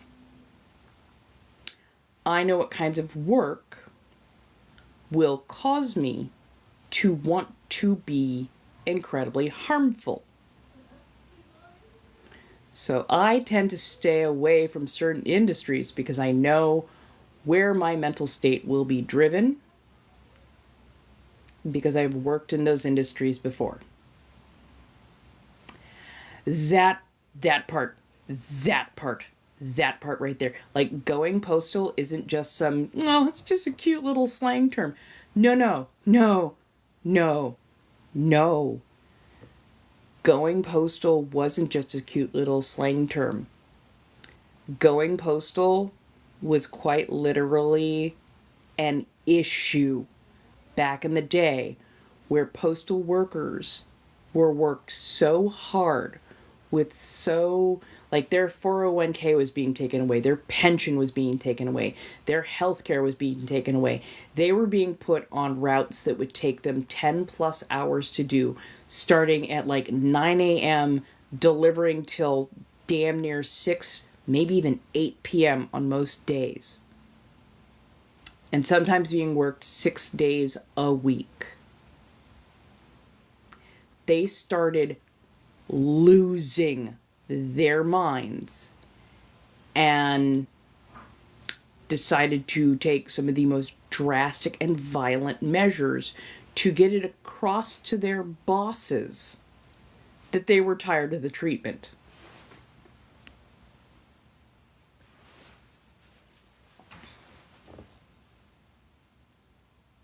Exactly.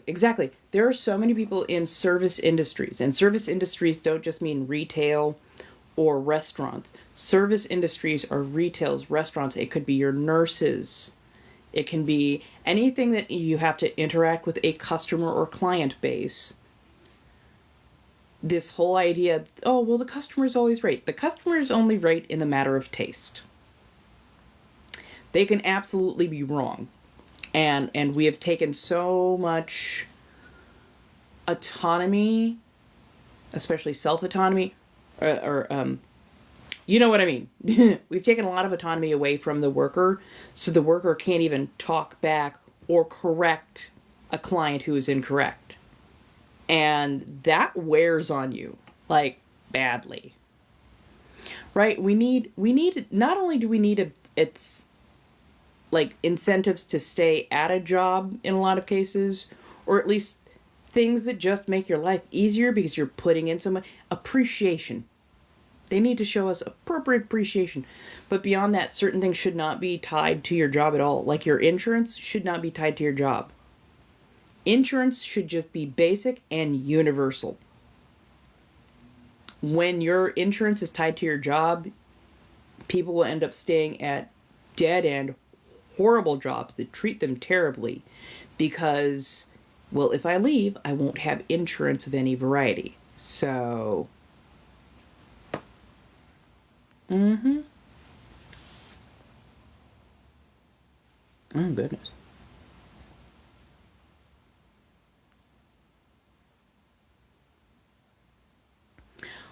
Honestly, also, I would love if they would take away salaried positions. Salaried positions, I hate those. I really, really, really, really hate salaried positions. Because when you're in a salaried position, they treat it as if they no longer should have to pay you overtime when you go over 40 hours. They just go, well, we told you we were going to pay you this much for the month, so you should just be happy with that. It's like, but you're working me, 50, 60, 80 hours, but you're not paying me any more money. You're paying me actually a lot less money than when you were paying me hourly. Well, you agreed to it, so I hated that. I'm like, Nah, if I work a 40 hour and that's what you're going to pay me, I'm not going to suddenly start putting in, 50, 60, 70, 80 hours a week just so when I go back and calculate it out to hourly, oh, now you're paying me basically minimum wage? Get fucked. And the fact that minimum wage, federal minimum wage, hasn't gone up in decades, even though the entire purpose of minimum wage was to be so that a single 40-hour work week could support a family of four, including bills, home, food, car, and when I say bills, I mean phone, electric, all those things, plus savings account, 6 weeks off in the summer so that you could take a vacation, and other amenities including pensions and 401k. That part, dental, vision, mental, and just basic body, that should all be in the exact same thing. That should all be considered healthcare. The fact that they keep trying to parse it out into smaller and smaller things, no, absolutely not.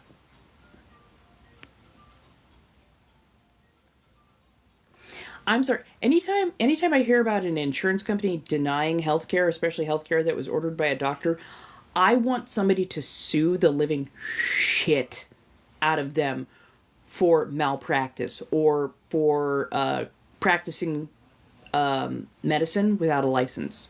Because that's exactly what they're doing. They're saying, no, we, the uneducated non-doctor, know better about what kind of health care procedures you need. Your doctor doesn't know enough. The person with the PhD doesn't know enough. We know better. You and what training? You and what training? Yeah, you're absolutely right, Liz. Sometimes it is even less than actual minimum wage.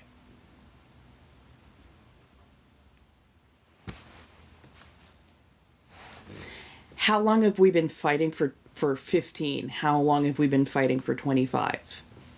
At this point in time, 100K is needed for anybody to be stable. 120K is apparently about the sweet spot right now. That covers all of your necessities. And that's not even like, oh my God, I can buy myself a house. 120K covers a decent apartment, food, insurance, bills, with enough left over that you can actually build a suitable cushion in case something happens. So this whole $25 an hour, I'm like, we keep fighting for it, but then they drag their heels for literal decades. So when we finally do see it, we're like, this is not enough. It's like, yeah, of course it's not enough, because we keep dragging our heels for decades getting it implemented. And to say, oh, but if we take up minimum wage, they'll have to take up the prices of everything. Bullshit. I'm going to look you dead in your face right now. Bullshit. Because here's the thing. They haven't raised minimum wage. They've still been increasing the price of shit. You know why they've been increasing the price of shit? Because you know what? They told us boldly to our faces exactly why. Profits. They've been pricing gouging. They have been price gouging us for years. Corporations have dead ass said it, that they're just keep taking up the price. Just see how much people can buy, or how much they can, withstand. And then they have the huevos to complain that certain industries are going under, that people aren't buying enough luxury goods. Bitch, we can't afford to eat, drink, take a shit, and have a roof over our head, let alone medical care. You think we got money to go out and spend literally 2 months' salary on a little bit of jewelry to get married? Do you know how much the average marriage runs? more and more people are just getting married at the courthouse because the wedding industry is an absolute sham. I'll say it. I will say it dead ass to your face. The wedding industry is an absolute sham. If you were to go and just order yourself a white dress, just a regular ass white dress, maybe a little frippery, maybe a little applique and whatnot, you could, spend a pretty penny. The moment you let them know it is a wedding dress, the price literally doubles. I am saying this to you as a person who has a degree of fashion design. Because this is exactly what they told us. They're like, oh yeah, if somebody says, that it's a wedding thing, yeah, just double your price. I'm like, what? Like, yeah, double your price. If it's a wedding thing, you double the price. I'm sorry, what? And it's not just, oh, well, you're buying white fabric, and white fabric is so much harder to keep clean. It is also you're giving them a luxury charge because a wedding, a marriage is seen as a luxury event. So yeah, that white dress with the cute spaghetti straps and those like nice little beaded appliques on them that you would go and maybe have cocktails or a nice night out, that'll run you, I don't know, $500. The moment you go, it's going to be for a wedding. Oh, it's your wedding dress. Okay, well, let me look. Let me see what we have. Well, let's see. It looks like our cheapest wedding dress is like $1,000 to $1,400, and then you're gonna need the veil for another $250, and we're gonna need to get you your shoes. That's gonna be like another, probably about $300 to $600, and then you have to think about your makeup. You're gonna want a full makeup face beat. That's probably gonna run you at least $250 to $400. Your hair's gonna be another probably $500 to $600, and that is just for the frickin' bride alone. That's not even talking about the ring itself, which is usually supposed to cost somewhere between $1,500 at the cheapest, $1,500 to well over 10 grand for the ring. That doesn't begin to talk about the costs for renting venues. Because guess what? If you rent a venue and it's for a birthday or for just, like a fun group meeting that we're going to have together, they'll charge you one price. You ask about that same space on that same day for those exact same parameters, but tell them it's a wedding, your price practically gets doubled. The whole thing is a sham.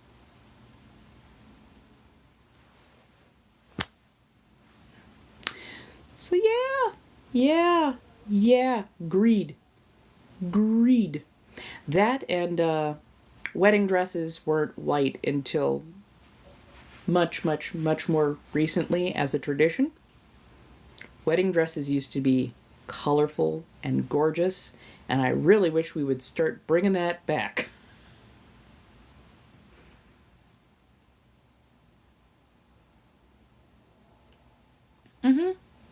Yeah, no, I'm 1,000% with you. Like, for our dear Liz, they are absolutely correct. Like, the venue is a charge. The food is a charge. The DJ is a charge. The photography is a charge. The the catering. And when I say food and catering, they can be kind of two separate things. So you can have, like, food for the reception, catering, the wedding cake. Those can all be from totally separate things. Yeah, plus, oh my god, I can't believe I forgot about, the housekeeping charge. The housekeeping charge for the party, they will charge you more for a wedding cleanup than they will for a regular event cleanup. Like, it's fucking wild. It's fucking like. But again, this is the system we are currently in. And I'm not saying it's hopeless. I'm just saying a lot of us would have to be on the same page in telling those who have to get bent and literally take them out of the process. We need to globalize more. We need to rethink a lot of things. And I know this is probably going to get me on somebody's radar, but do some actual research into China and how their citizens are treated at the base level. I'm not asking you, oh, should we no. Look at what is considered basic, standard, how they treat citizens, because a lot of their government is run specifically for the citizens, for the people who live there. Look at the rental costs. Look at medical costs. Look at... No, not even the coffin apartments. Yes, the coffin apartments are a thing. I will not deny those. But those coffin apartments also exist in other places. They exist here. Look at some of those 150 square foot apartments that they have in New York. Those same types of apartments exist in places like Japan. You can find them in Germany. There's a lot of places that have some not so nice. But look at how much a general apartment costs. How much do they earn per month? And don't think of it from a Western or American perspective. Look at the percentage cost. So look at how much you would have to spend percentage-wise to afford a vehicle, accommodations, roof over your head, food, medicine, all that kind of stuff. Look at the percentages. And then look at the percentages that they spend. They make less USD-wise because they don't have to spend nearly as much USD-wise for the basics.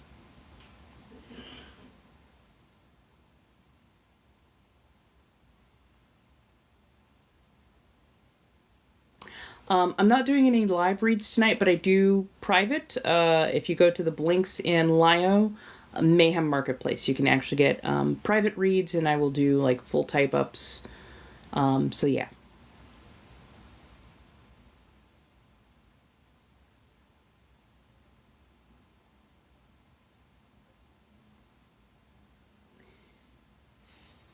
£50 per card per hour. That calculation doesn't make any sense.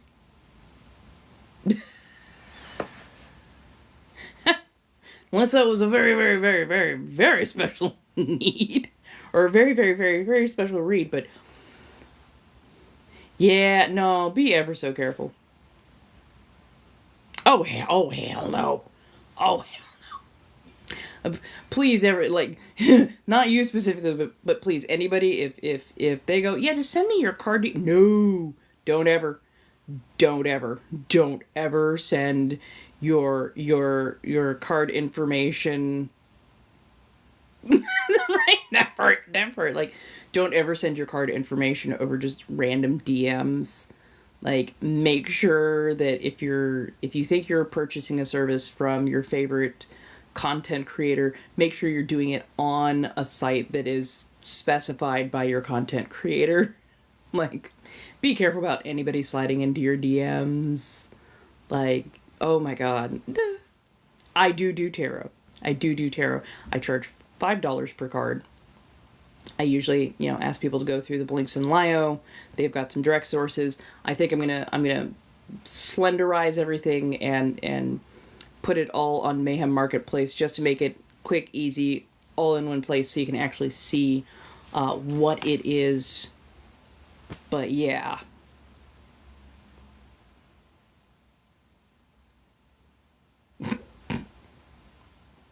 Yeah, no. I say up front, like, $5 per card. between 1 and 10 cards is purchasable. A reasonable amount, especially if you're new to me, is like 2 to 5 cards. Some people, they were like, nah, we're gonna go full tilt. Okay, cool. But yeah, like,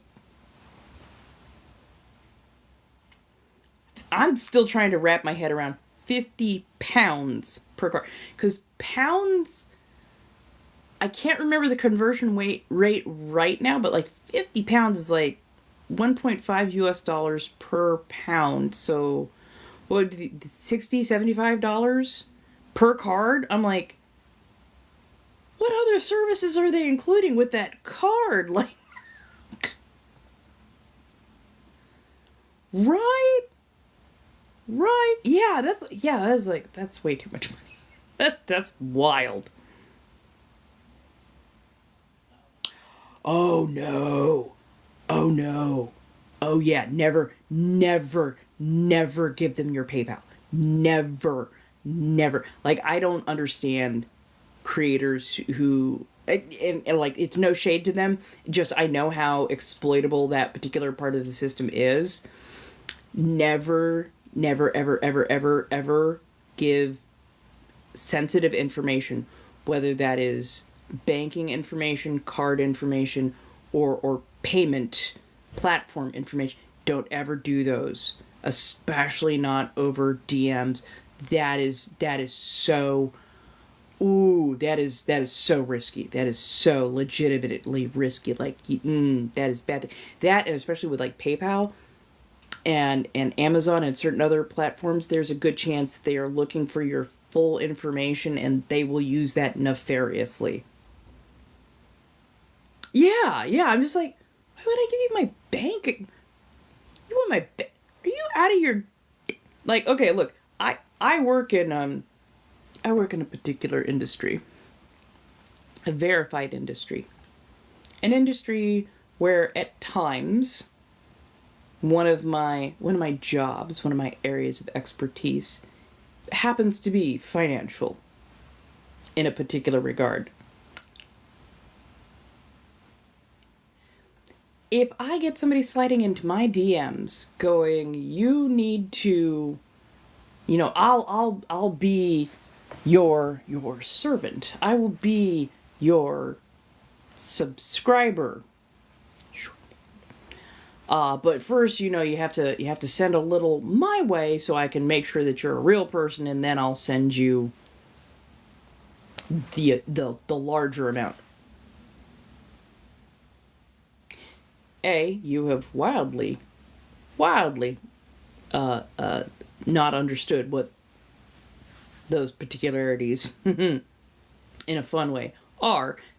Secondly, no, I am the person who receives, never the person who gives in that particular regard. But also, hell no, because they're always asking you to go to like Telegram or WhatsApp or sometimes Kick. Basically, places where they know that they can exploit the security systems already in place. And yeah, like, no, they're looking to literally hack your info, take it, scrape it, empty your accounts, and then go on to the next person. Like, nah. Right. Can I have your social security, your phone number, your mother's maiden name?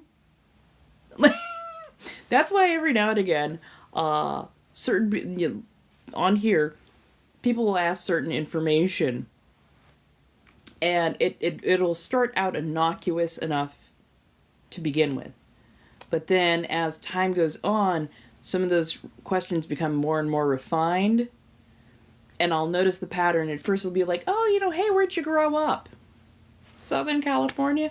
Oh, that's amazing. Like, around what city? That is a question I will not be answering. I am not giving you the direct city that I grew up in. Why? Because that is one of the most asked questions for security. If they ask about, tell us something about your childhood pets. What are your, what are your childhood pets' names? Again, that's another security question that is asked quite often. So, what's your mother, I think I know you. What's your mother's maiden name kind of thing. Again, that is like one of the most asked security questions. Like, no.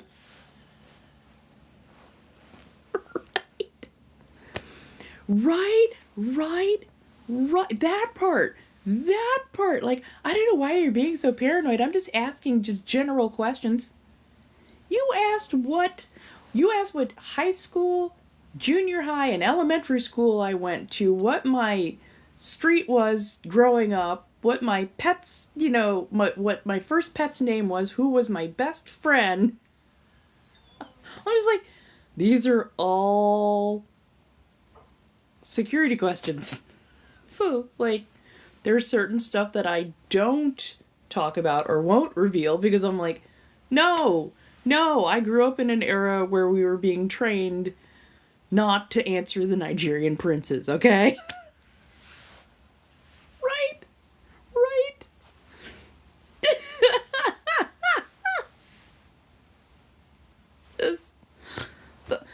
Right. Right. Your favorite teacher's name. Oh my God. Yeah. Some of these scammers, they act like you ain't got no common sense, and that's the problem. Though, is sometimes younger people won't put two and two together quickly enough, and so I've seen people like say their full government, or talk about like very specific places that they grew up or very specific details, and it's like, no, never give that information. Like, that's the whole reason I don't ask for people's names or try and say their full government name when I'm doing a card read or when they send for goods and services. I'm just like, hey, just somebody by like this name, usually like a shortened version, or this person with these initials. Did you? Because I want to make sure I have the right person that I'm reading for, but I don't want everybody to know your government name. I don't want everybody to know, all the details. A, mostly for safety, and B, because mostly for safety.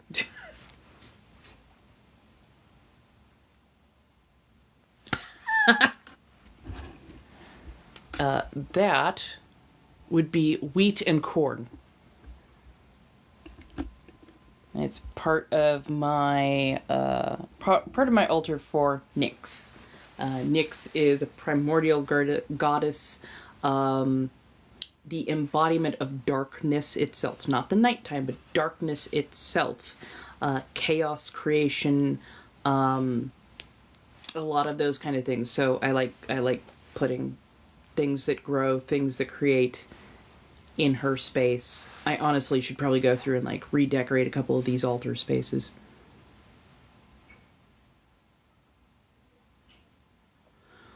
Oh, the moment they go, you can trust me. No. Oh no. No.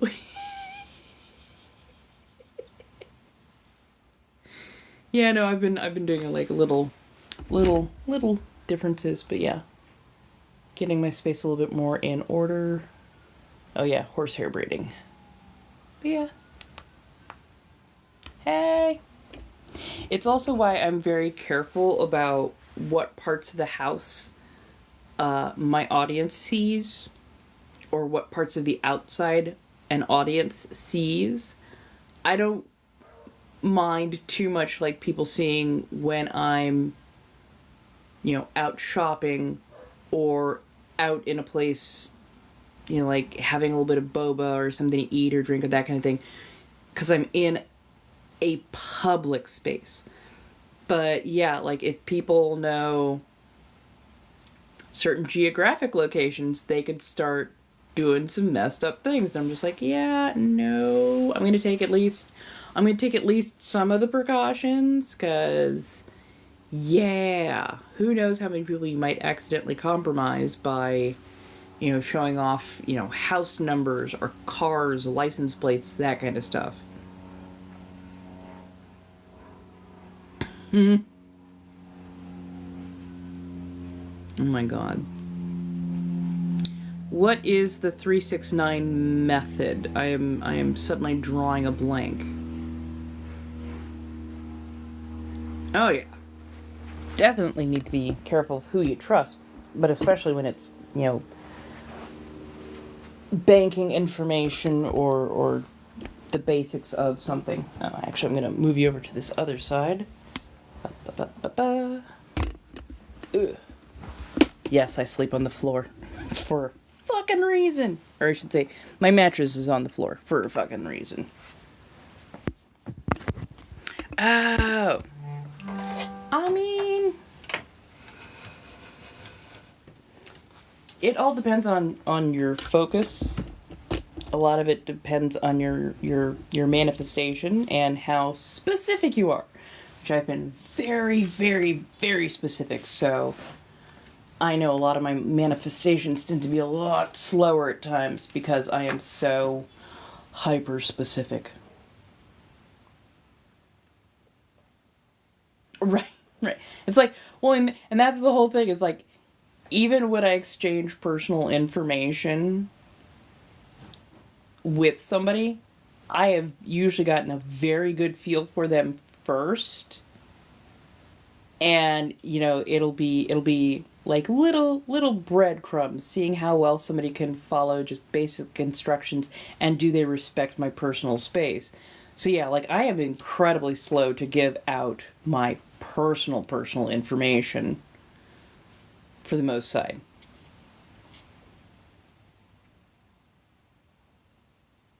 Right? Yeah, like sometimes I need to be able to like change my positioning. I hear you. Like, a lot of times I'm a side sleeper, but some days I'm just like, I need to be on a different side, or I need to be facing a different direction.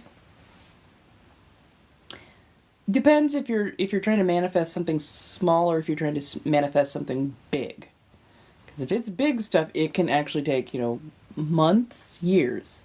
If it's small, it tends to be a little bit faster.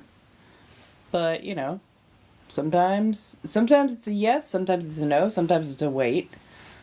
Start small, see how long small stuff takes to show up, and then kind of work your way up from there.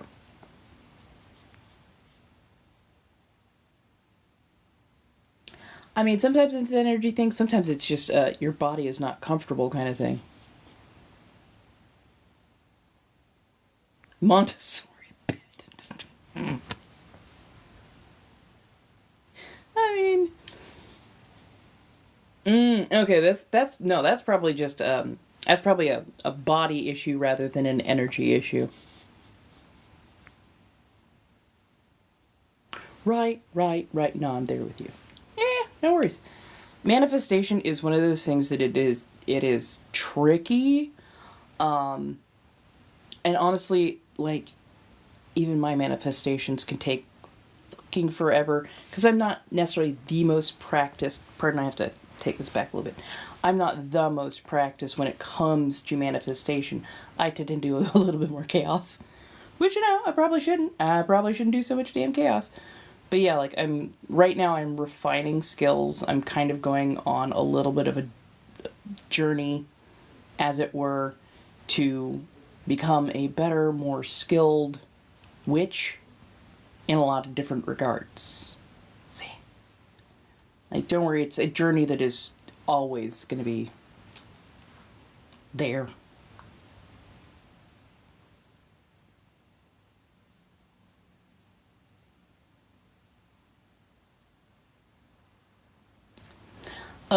Some people kind of cross-reference things like feng shui or just basic superstition from the communities that they grow up in, because certain traditions will hold that, like, you should never have your feet facing a doorway, and other places it's you should never have your head facing a doorway.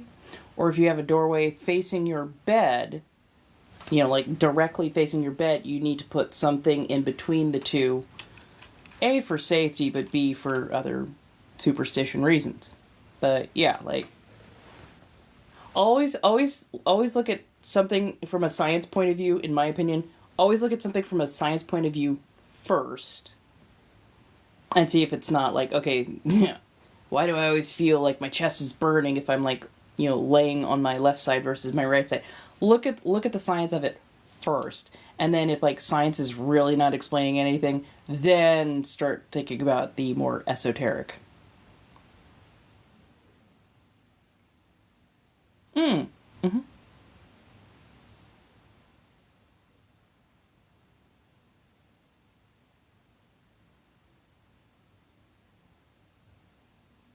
And I don't mind bodies. I worked as a security guard, so yeah. There were certain security guards that could not. They were so superstitious they could not be around a deceased person of any variety. And I'm just like, yep, that's a shell. It's a shell and it's in a drawer, but yeah, like they always positioned the deceased person in a very particular orientation in a drawer. And it's mostly to make it a little bit easier for the load and offload, but also so that you're not maybe pulling the thing all the way out of the drawer. You're just like do do do do do do do. Oh, and you don't like open water. I mean, yeah, I mean open water could be very much a phobia thing. Because you never know what's underneath all that water.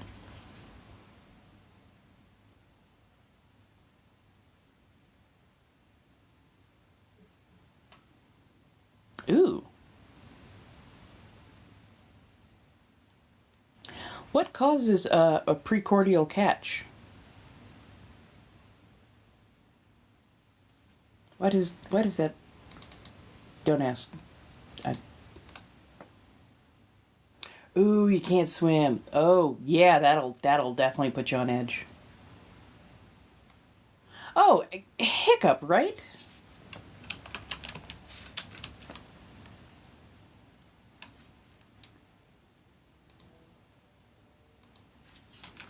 That is not what I...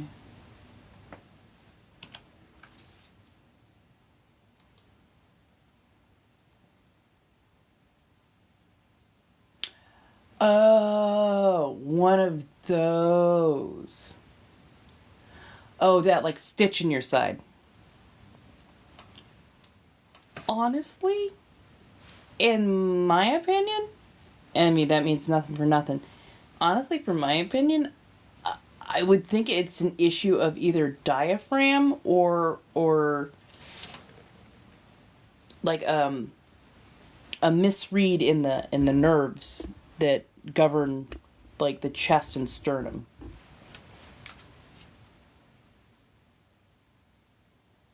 Oh, ooh, sleep paralysis. I have been very fortunate that I don't get sleep paralysis. That is one of the few things I can say is I don't get sleep paralysis. Thank goodness for that.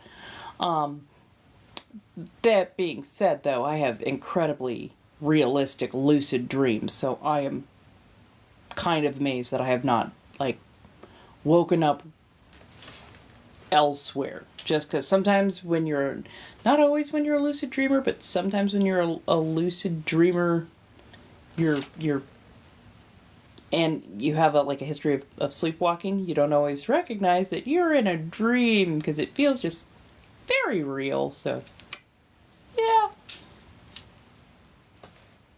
yes, I did Record Breaker, so it's kind of like a black with a little bit of a sparkle to it to go along with a lot of the black that I wear. But literally, I just changed the nail color. I didn't go out to the salons this time around.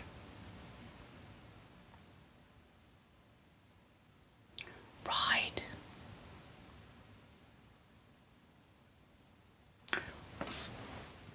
Right, right, right. I love it. I love it. And like 10 seconds in the microwave, and they are warm and soft again. Oh, so good. So good. I needed I needed soft chocolate chip cookies, and like it was a super simple recipe. The joy of at times being a little bit of a kitchen witch. Also, I accidentally started growing chocolate mint in a vase. So.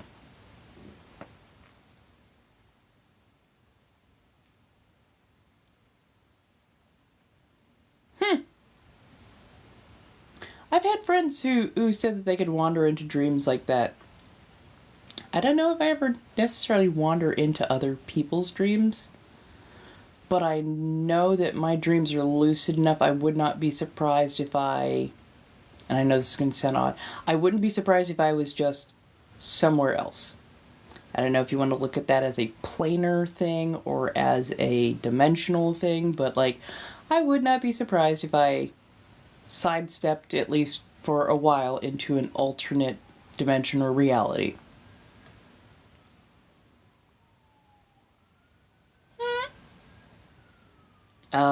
Youth.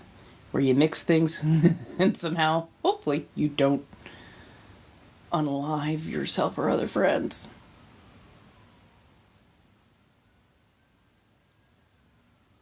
Try making a cake using chocolate mint tea instead of water. Ooh. Oh, I like that idea.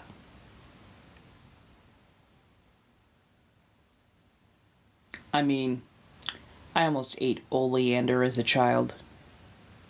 Again, this is why parents kind of need to make sure that they're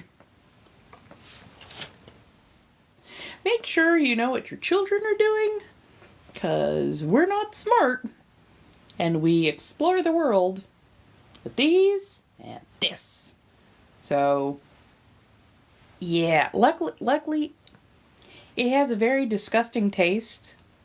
Has an incredibly disgusting taste, so I immediately wanted to spit it out, but the absolute meltdown my parents had when they found out that I had put oleander in my... They're like, what the...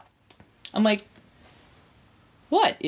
I thought it was like honeysuckle or like any of the other like small edible flowers that you can suck the nectar out of them.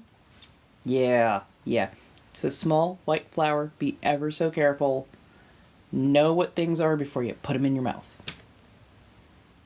Ooh, it's like a spin on an Earl Grey or lavender cake. Oh.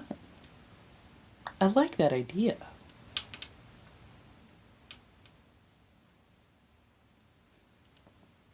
Nothing wrong with reading a good book. Hey, Nancy.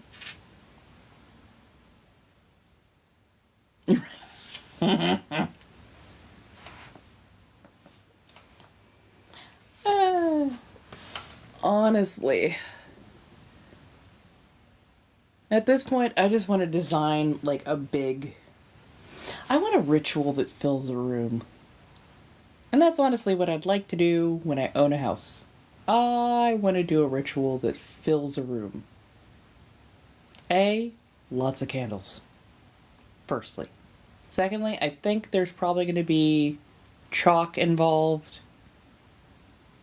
Plenty of questions being asked. Hopefully a willing sacrifice. I'm laughing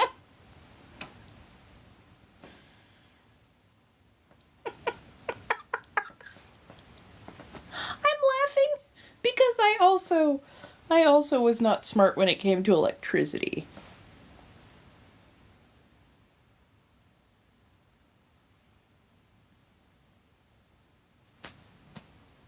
Oh my god. No. Always be careful with anything that is love potion related. Those things can backfire so spectacularly. I mean, could be a chalk outline.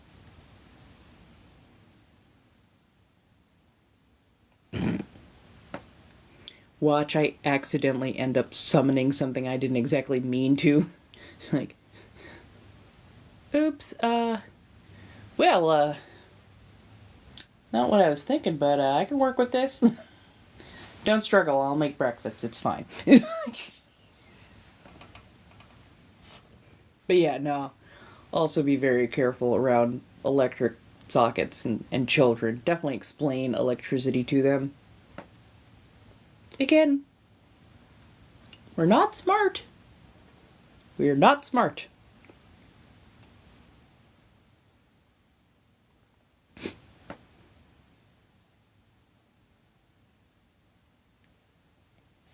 Right.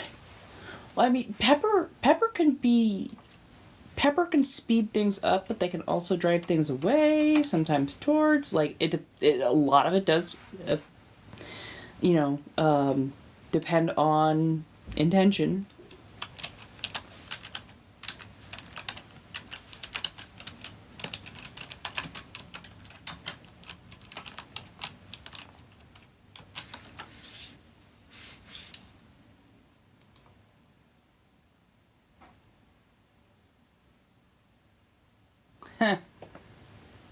So in some beliefs, especially within folk magic, pepper, especially black pepper and cayenne, are associated with protection and warding of negative energies. Correct. Sprinkling or placing pepper near doorways or on thresholds is a common practice to create a protective barrier against unwanted influences. It's like I was like, wait, pepper's more of like a warding. Okay. I mean, fair enough. Luckily it doesn't look like he did something that would clove. That's what I was thinking. Clove might have been one of the things that drew like attention quickly. But yeah, I'm like pepper. No, pepper. You should be pretty safe.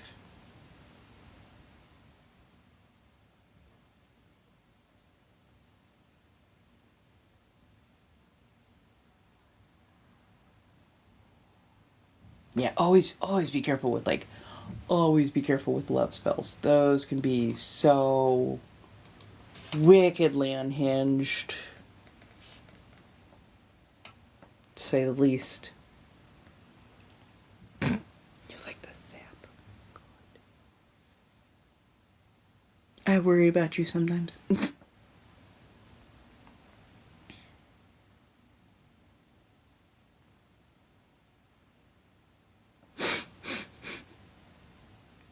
I mean, no, actually, you would sprinkle it across your doorways if you're looking to ward, if you're looking to protect.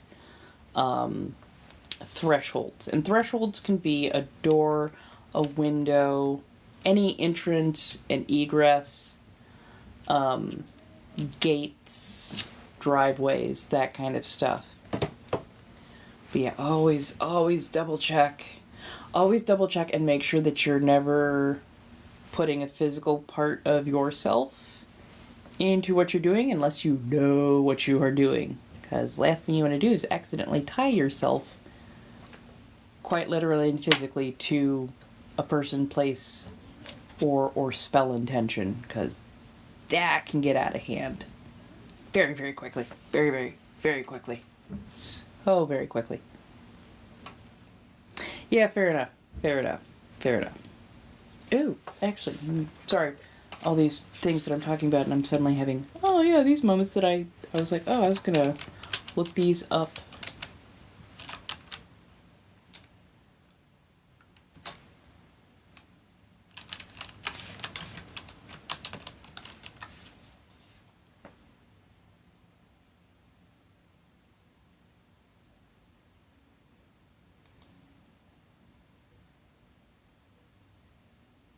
Yep.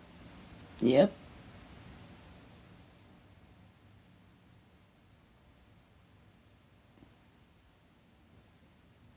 Yep. There's a reason I leave that stuff alone. Yeah, fair enough.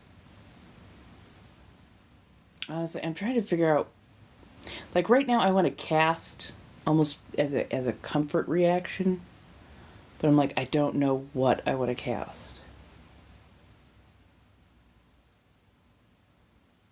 I need purple. I need purple. Okay, I need purple and a couple of companions, but neither here nor there. Anyways, I'm gonna head off. It's probably gonna be...